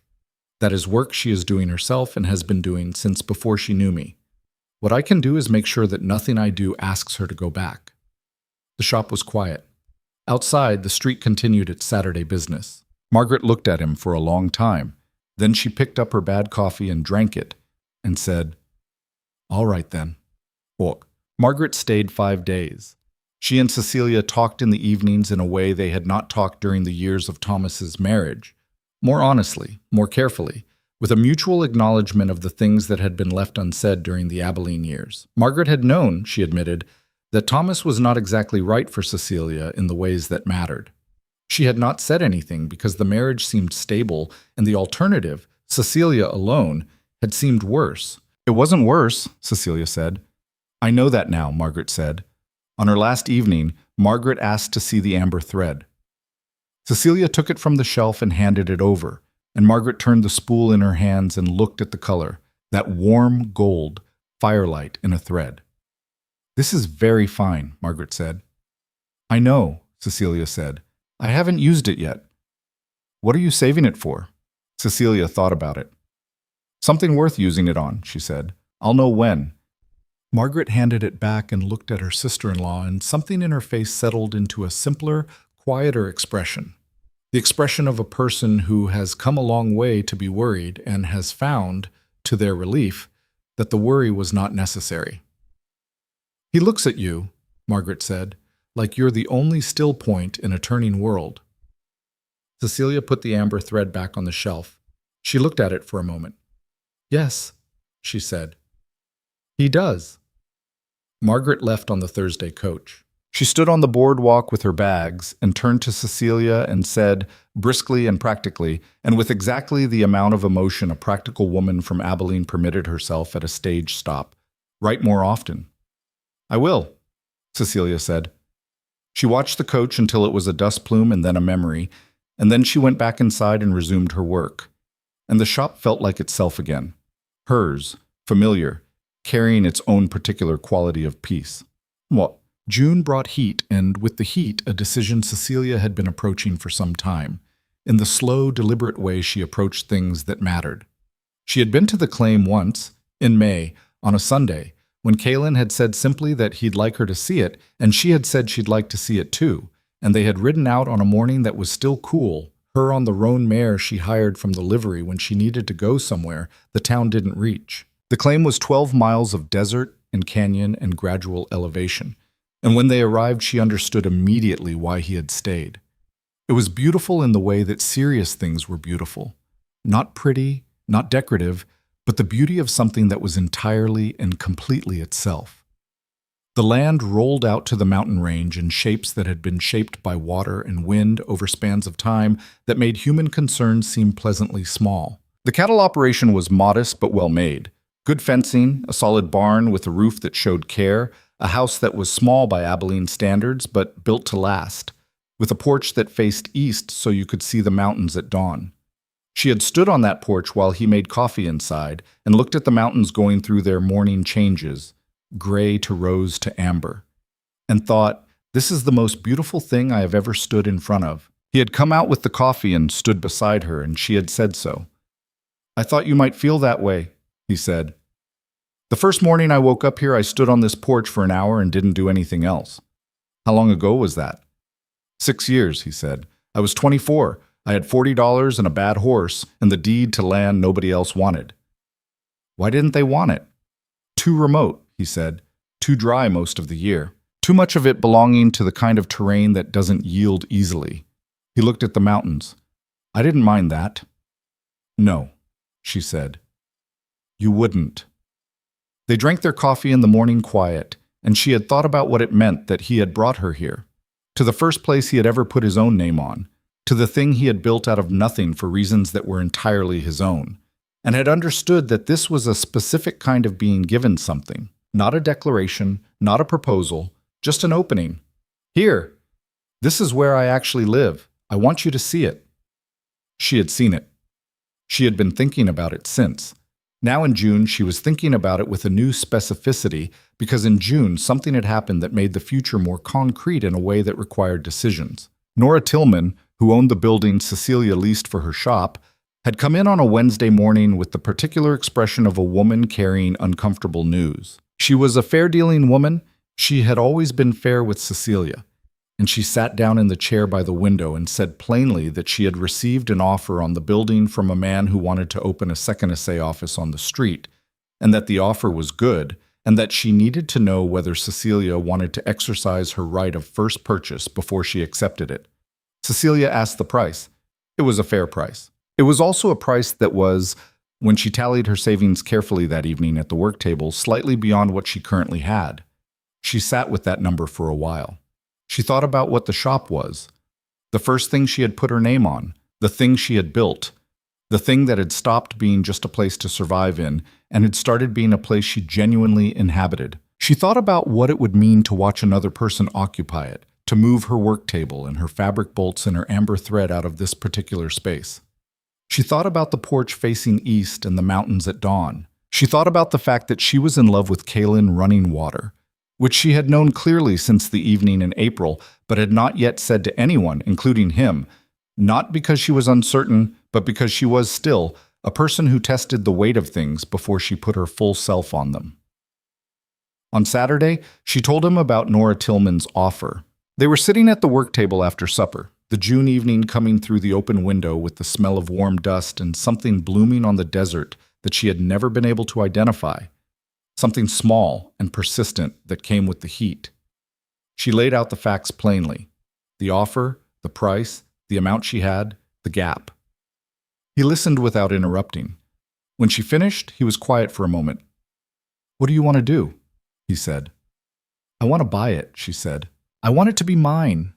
Not leased, not borrowed. Mine." "Then buy it," he said. "I need more capital than I have," she said. "How much more?" She told him. He looked at his coffee cup and then at her and said, "I can give you that." "No," she said immediately. "Cecilia." "No," she said again. "I appreciate it. I understand why you're offering, but if this shop is mine, it needs to be mine from the beginning. I'm not going to borrow my own independence from someone else." And he looked at her for a long time.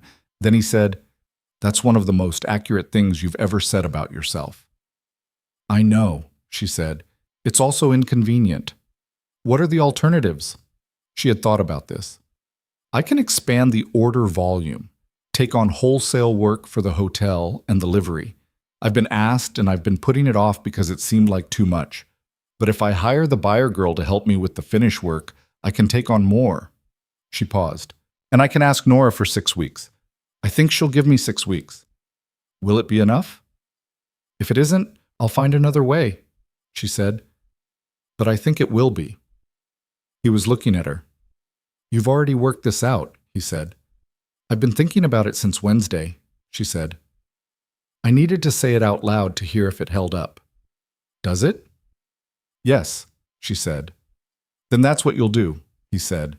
He reached across the table and put his hand over hers, large enough that it covered her hand entirely, the way his hands always did, and held it with that specific Kaylin quality of holding, which was warm and steady and without any demand in it. "You know," he said quietly, "you are not the same woman who stood on a step stool to measure my shoulders last July." "I know," she said. "She was remarkable too," he said. "But this one knows it." She turned her hand under his and held it back. The 6 weeks that followed were the hardest she had worked since leaving Abilene. She spoke to Clara Byard, 17 years old, a cattle rancher's daughter who could sew a straight seam and wanted to learn more, and offered her 3 days a week at a wage that was fair and that Cecilia set without apologizing for it. She spoke to the hotel manager about wholesale laundry alterations and found that he had, in fact, been hoping she would come to him and had a backlog ready that made her briefly reconsider her ambitions before she looked at it clearly and accepted it. She worked long days and some evenings, and she ate supper alone most nights, and she was tired in a way that was completely different from the tired of invisibility.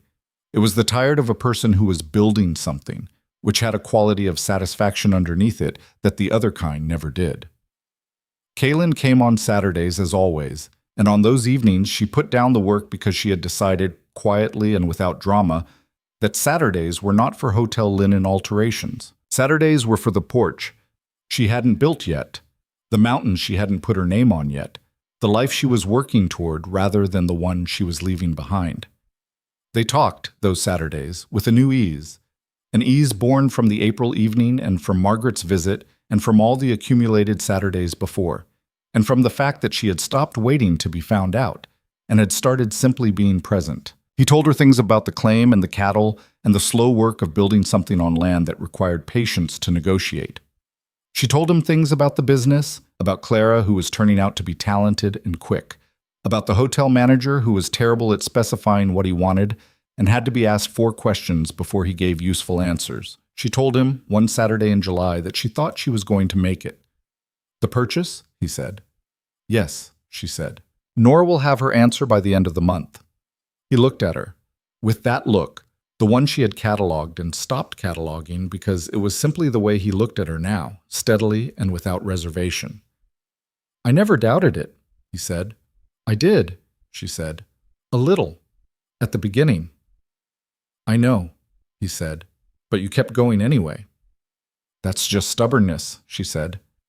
"Sometimes stubbornness is the whole thing," he said. She smiled at that. He smiled back. The full one. The one that changed his face. And she thought, not for the first time, that she wanted to see that smile for the rest of her life. The thought arrived without the fear that would once have accompanied it. Just the thought, clean and true, with nothing underneath it but certainty. She had not said it yet. She was waiting for the right moment, the way she had waited for the right use of the amber thread. She would know when. On the last day of July, she gave Nora Tillman the full purchase price of the building, in a bank draft that she had to hold with both hands to stop them from shaking slightly, not from doubt, but from the weight of the moment. The weight of a thing becoming yours after you have wanted it truly for the first time in your life and have worked for it with your whole self. Nora signed the transfer and shook her hand and said, "I'm glad it's staying yours, Cecilia." "It is now," Cecilia said. She walked back to the shop, her building, her 14 feet of Arizona territory, and stood in the center of it, between the fabric bolts and the potbelly stove and the work table and the amber thread on the shelf, and looked at all of it. Then she went to the shelf. She took down the amber thread. She held it in her palm, the way she had the night before Margaret left, the way she had a dozen times since January. That warm gold, firelight in a thread. She knew what she was saving it for now. She had known, if she was being honest, for a while.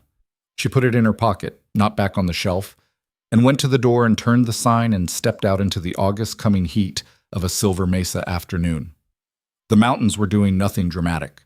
The street was its ordinary self. Somewhere east of town, 12 miles out, a man was working his land in the heat of the day and would ride in on Saturday with firewood he didn't need to bring because the summer made it unnecessary, and he would bring it anyway because it was what he did. She stood on the boardwalk in front of her own building and looked at the mountains and thought, "I know what I want to say. I know when I'm going to say it." Saturday was 4 days away. She went back inside and picked up her work, and the amber thread was warm in her pocket all afternoon, like a small carried light. Saturday arrived the way important days sometimes do, wearing the same clothes as an ordinary one. The morning was hot already by 7. The kind of August heat that settled into the territory like something that had decided to stay permanently and was comfortable with the decision.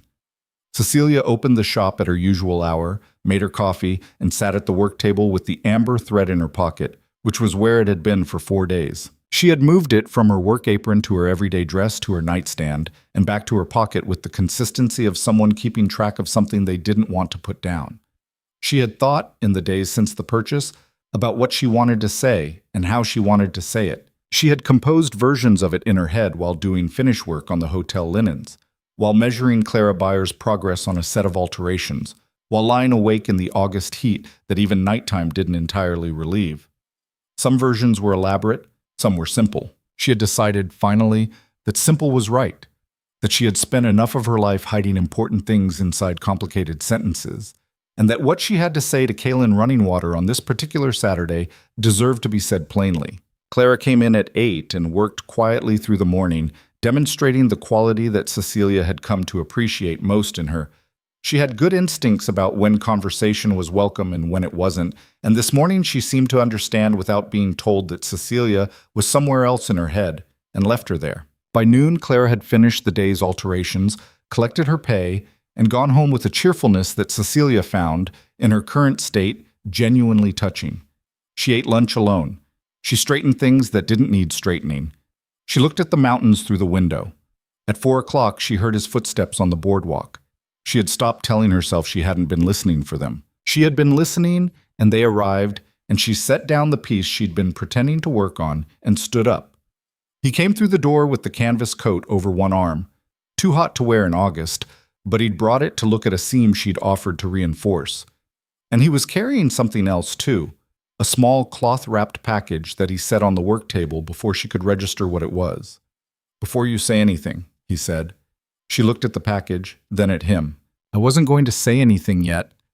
You were building up to it, he said. The corners of his eyes were doing the warm thing. You have a particular look when you're about to say something important. You've had it since Wednesday. You saw me on Wednesday for 20 minutes. It was enough, he said. She looked at the package on the table. What is that? Open it, he said. She unwrapped it. Inside was fabric, a length of it, folded carefully, in a color that made her go very still. It was a deep ivory, not white, with a subtle texture that she recognized immediately because she had been working with fabric long enough that her hands knew quality before her brain caught up. She lifted an edge and let it fall through her fingers. It was silk. Not the working silk of good linings or fine shirts, something else entirely. Something meant for a specific and unrepeatable purpose. It had a weight to it, and a softness that made everything else she had ever touched feel provisional. She looked up at him. I ordered it from San Francisco, he said. It took 2 months.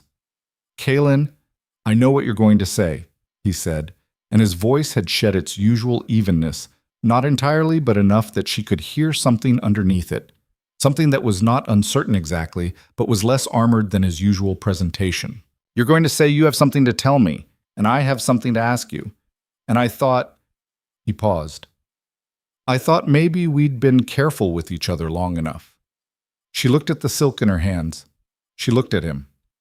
You first, she said. He reached into the pocket of his shirt and brought out something small.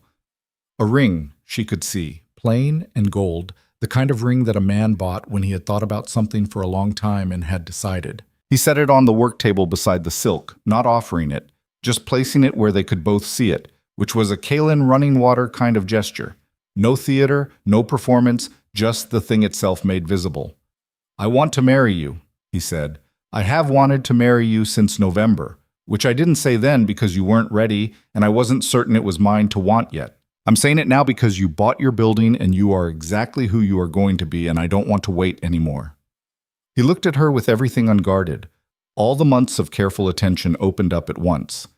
You are the clearest, most honest person I have ever known. You see things truly. You work harder than anyone I've met and you apologize for it, still, sometimes, which I intend to spend a long time helping you stop doing. You fit inside my hands like you were made for that specific purpose, and you also fit nowhere and belong to no one and are entirely yourself, and both of those things are true at the same time. He stopped. I love you. I have loved you since you stood on a step stool and measured my shoulders and said I do like you meant it about something much larger than shirts. The shop was very quiet. August heat pressed through the window. The mountains in the east were going amber.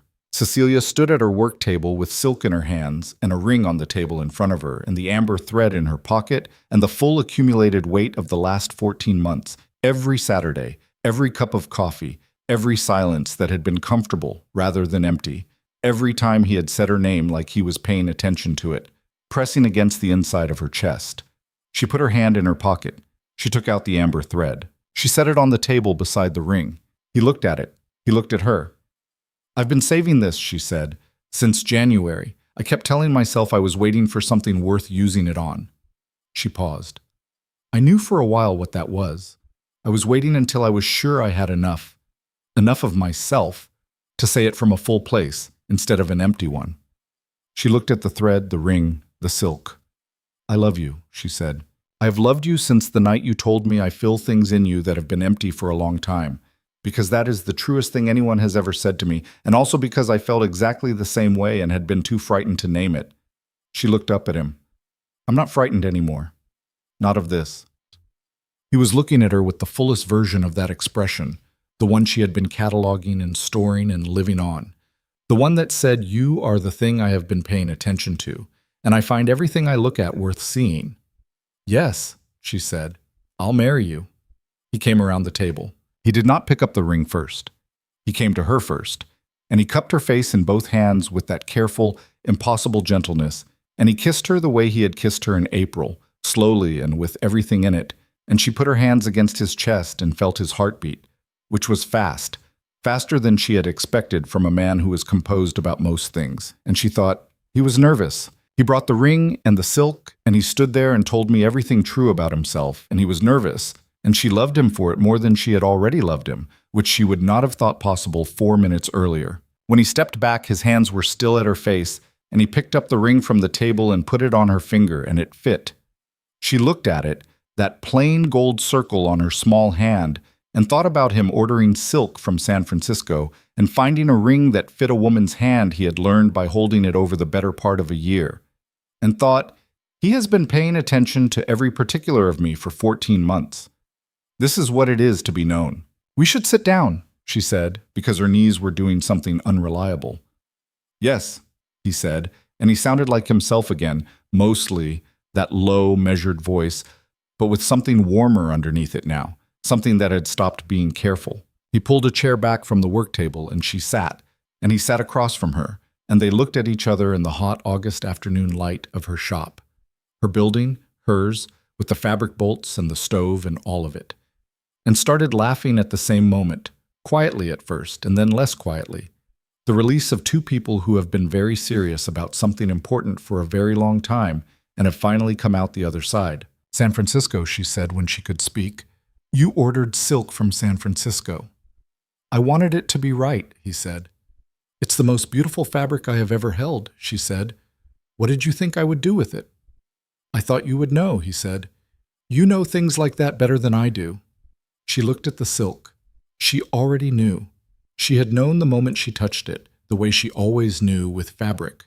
The specific, immediate knowledge of what a thing wanted to be. A dress, she said. For...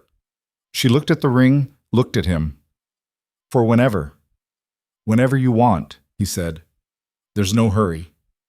She looked at him across the work table, the man who had walked through her door in July of the previous year and filled her shop and her life and every quiet place inside her that she had not known was waiting to be filled. I don't want to wait very long, she said. Neither do I, he said. They were married in October, when the heat had broken and the desert had shifted into the brief, stunning season of its best colors.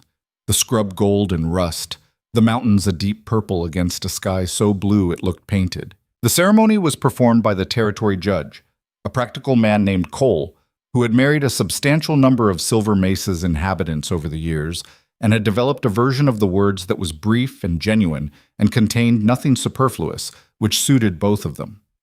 Cecilia wore the dress.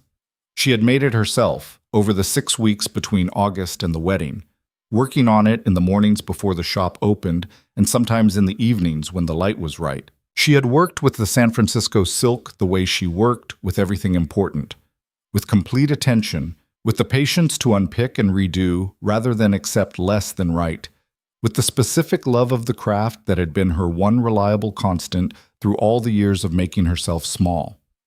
Every seam was even. Every line fell exactly as it should.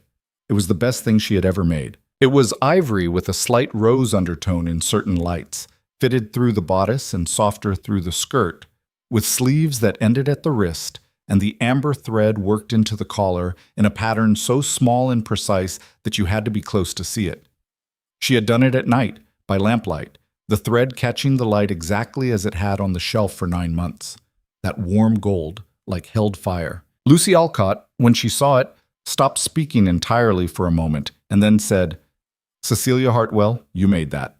Not a question. A recognition. I did, Cecilia said.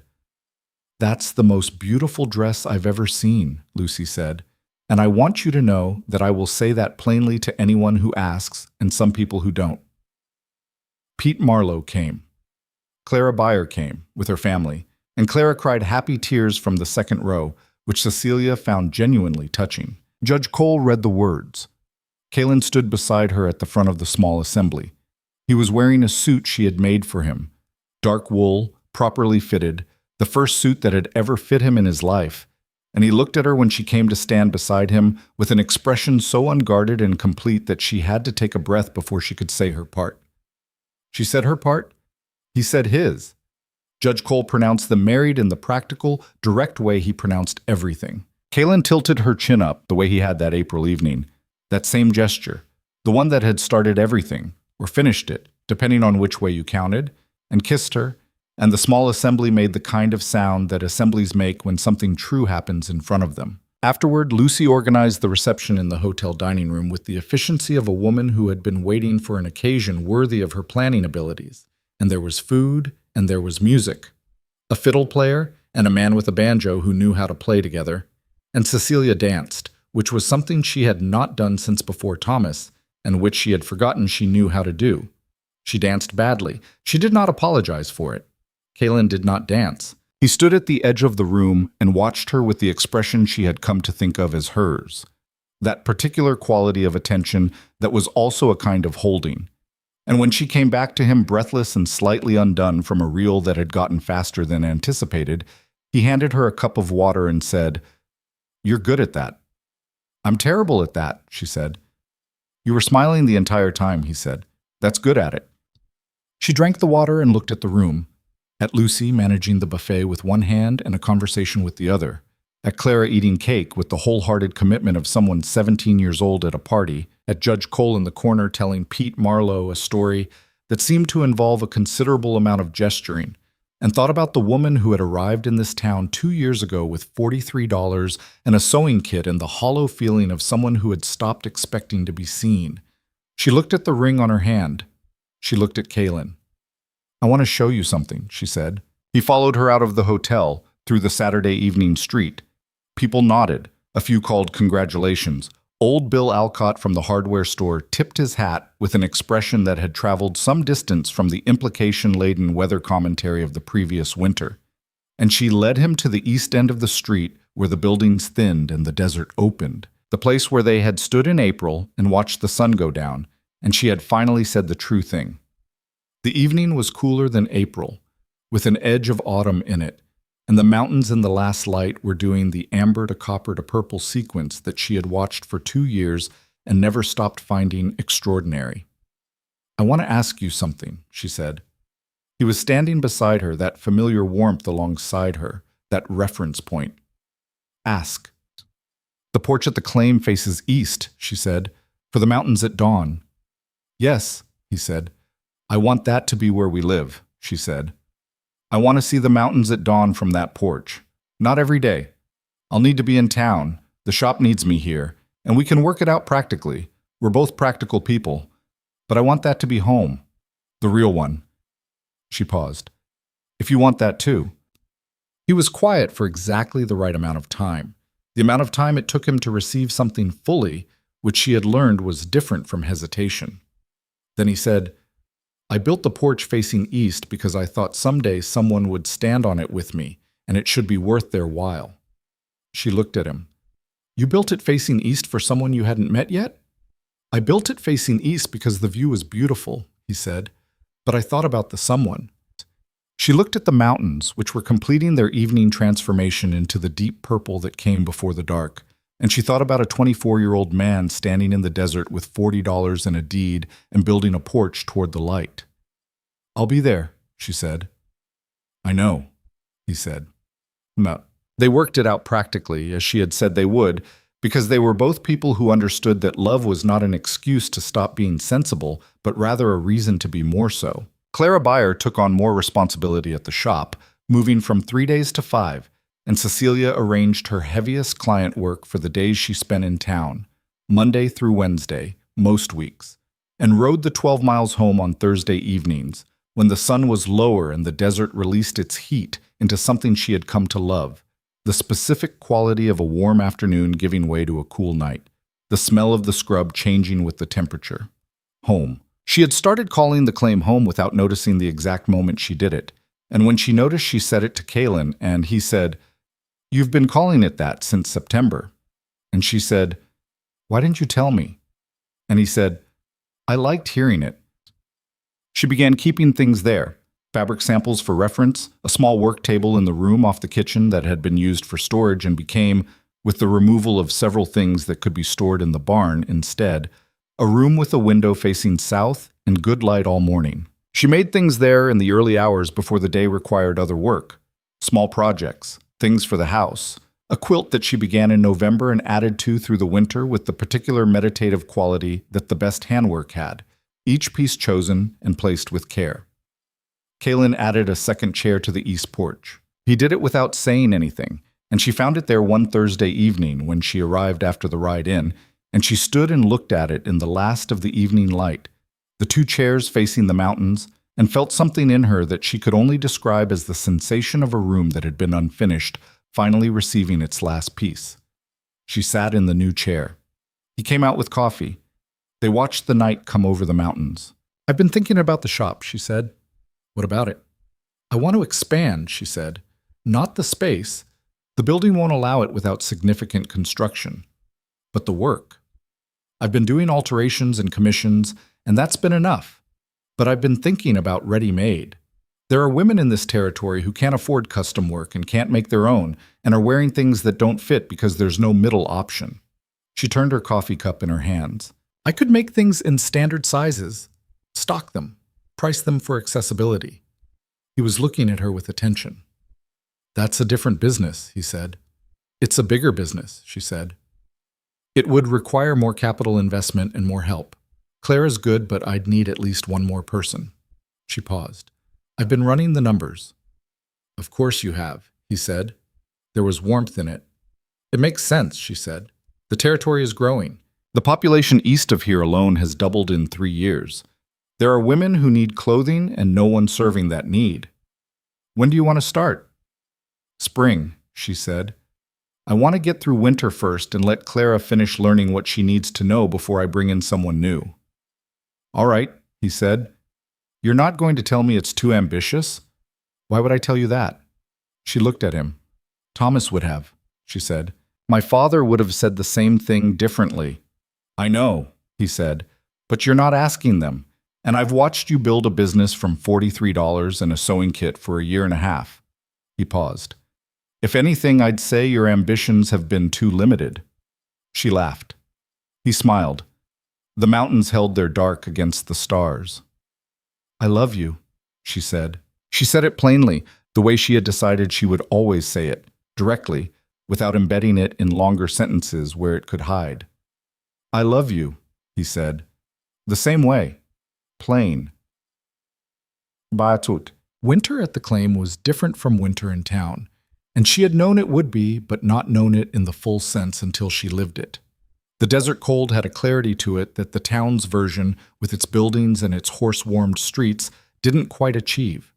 Out here the temperature was what it was without mitigation, and the nights were genuinely cold, and the mornings were extraordinary. She had been right about the porch at dawn.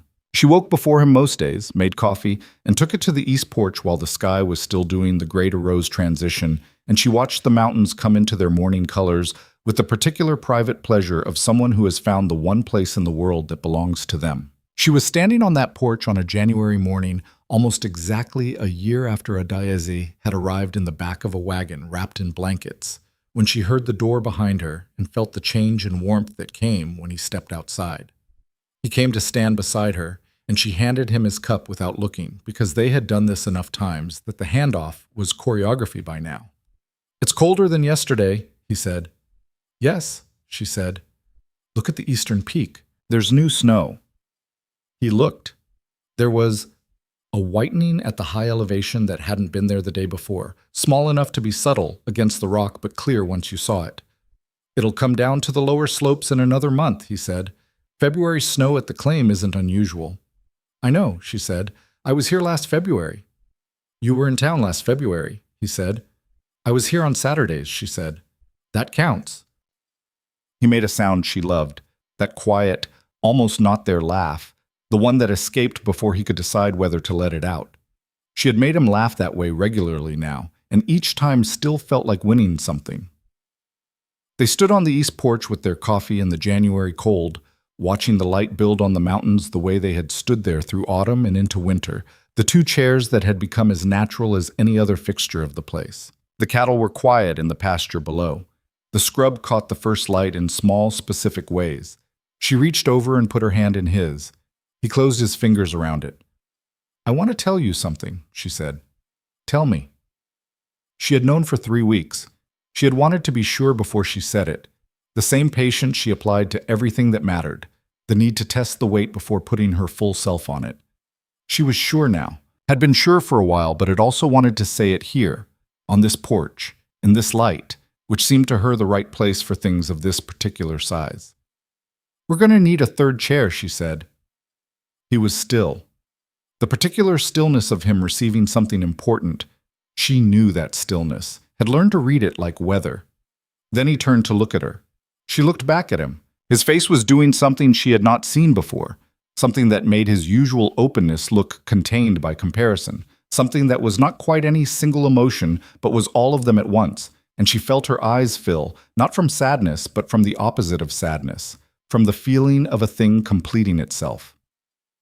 "When?" he said. His voice was lower than usual.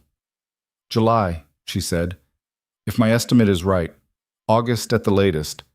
He set his cup on the porch rail, and he turned to her, and he put both hands on her face, the way he had in April when this had all become itself, the way he had outside the shop on their wedding day. That same gesture that she had come to understand was his specific way of saying, "I am paying attention to you with my whole self right now." He looked at her for a long moment. "A third chair," he said. "A smaller one," she said. "To start." He kissed her forehead, then her cheek, then her mouth, slow and certain, the way he always kissed her, with patience and with everything in it. When he stepped back, the sun had cleared the mountain's shoulder and was falling across the porch in the full, golden quality of a January morning in the desert. Not warm, not yet, but full of the promise of warmth, the way January mornings were.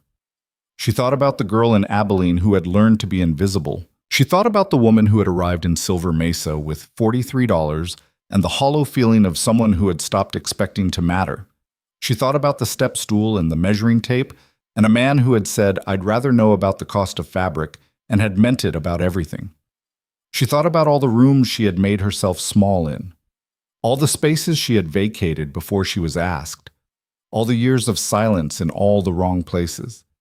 She looked at Kalen. She looked at the mountains. She looked at her left hand, the ring on it, and his large hand over it, both of them holding their coffee in the cold morning light on the east-facing porch of a home that was hers as completely as anything in her life had ever been.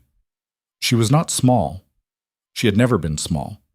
She had simply been waiting, without knowing she was waiting, for a place large enough to hold all of her. She had found it. She had built it. She was standing in it. The mountains held their amber light. The new snow on the eastern peak caught the morning sun and turned it gold. Somewhere inside, in the room with the south-facing window, the unfinished quilt lay on the work table waiting for her to add the next piece. She had already picked the fabric for it, something she'd been setting aside since last spring, a deep warm color that she hadn't had a use for until now. She would add it this morning, after coffee. She knew exactly where it would go. She leaned into the warmth of him in the cold January light and watched the mountains hold their color and did not look away.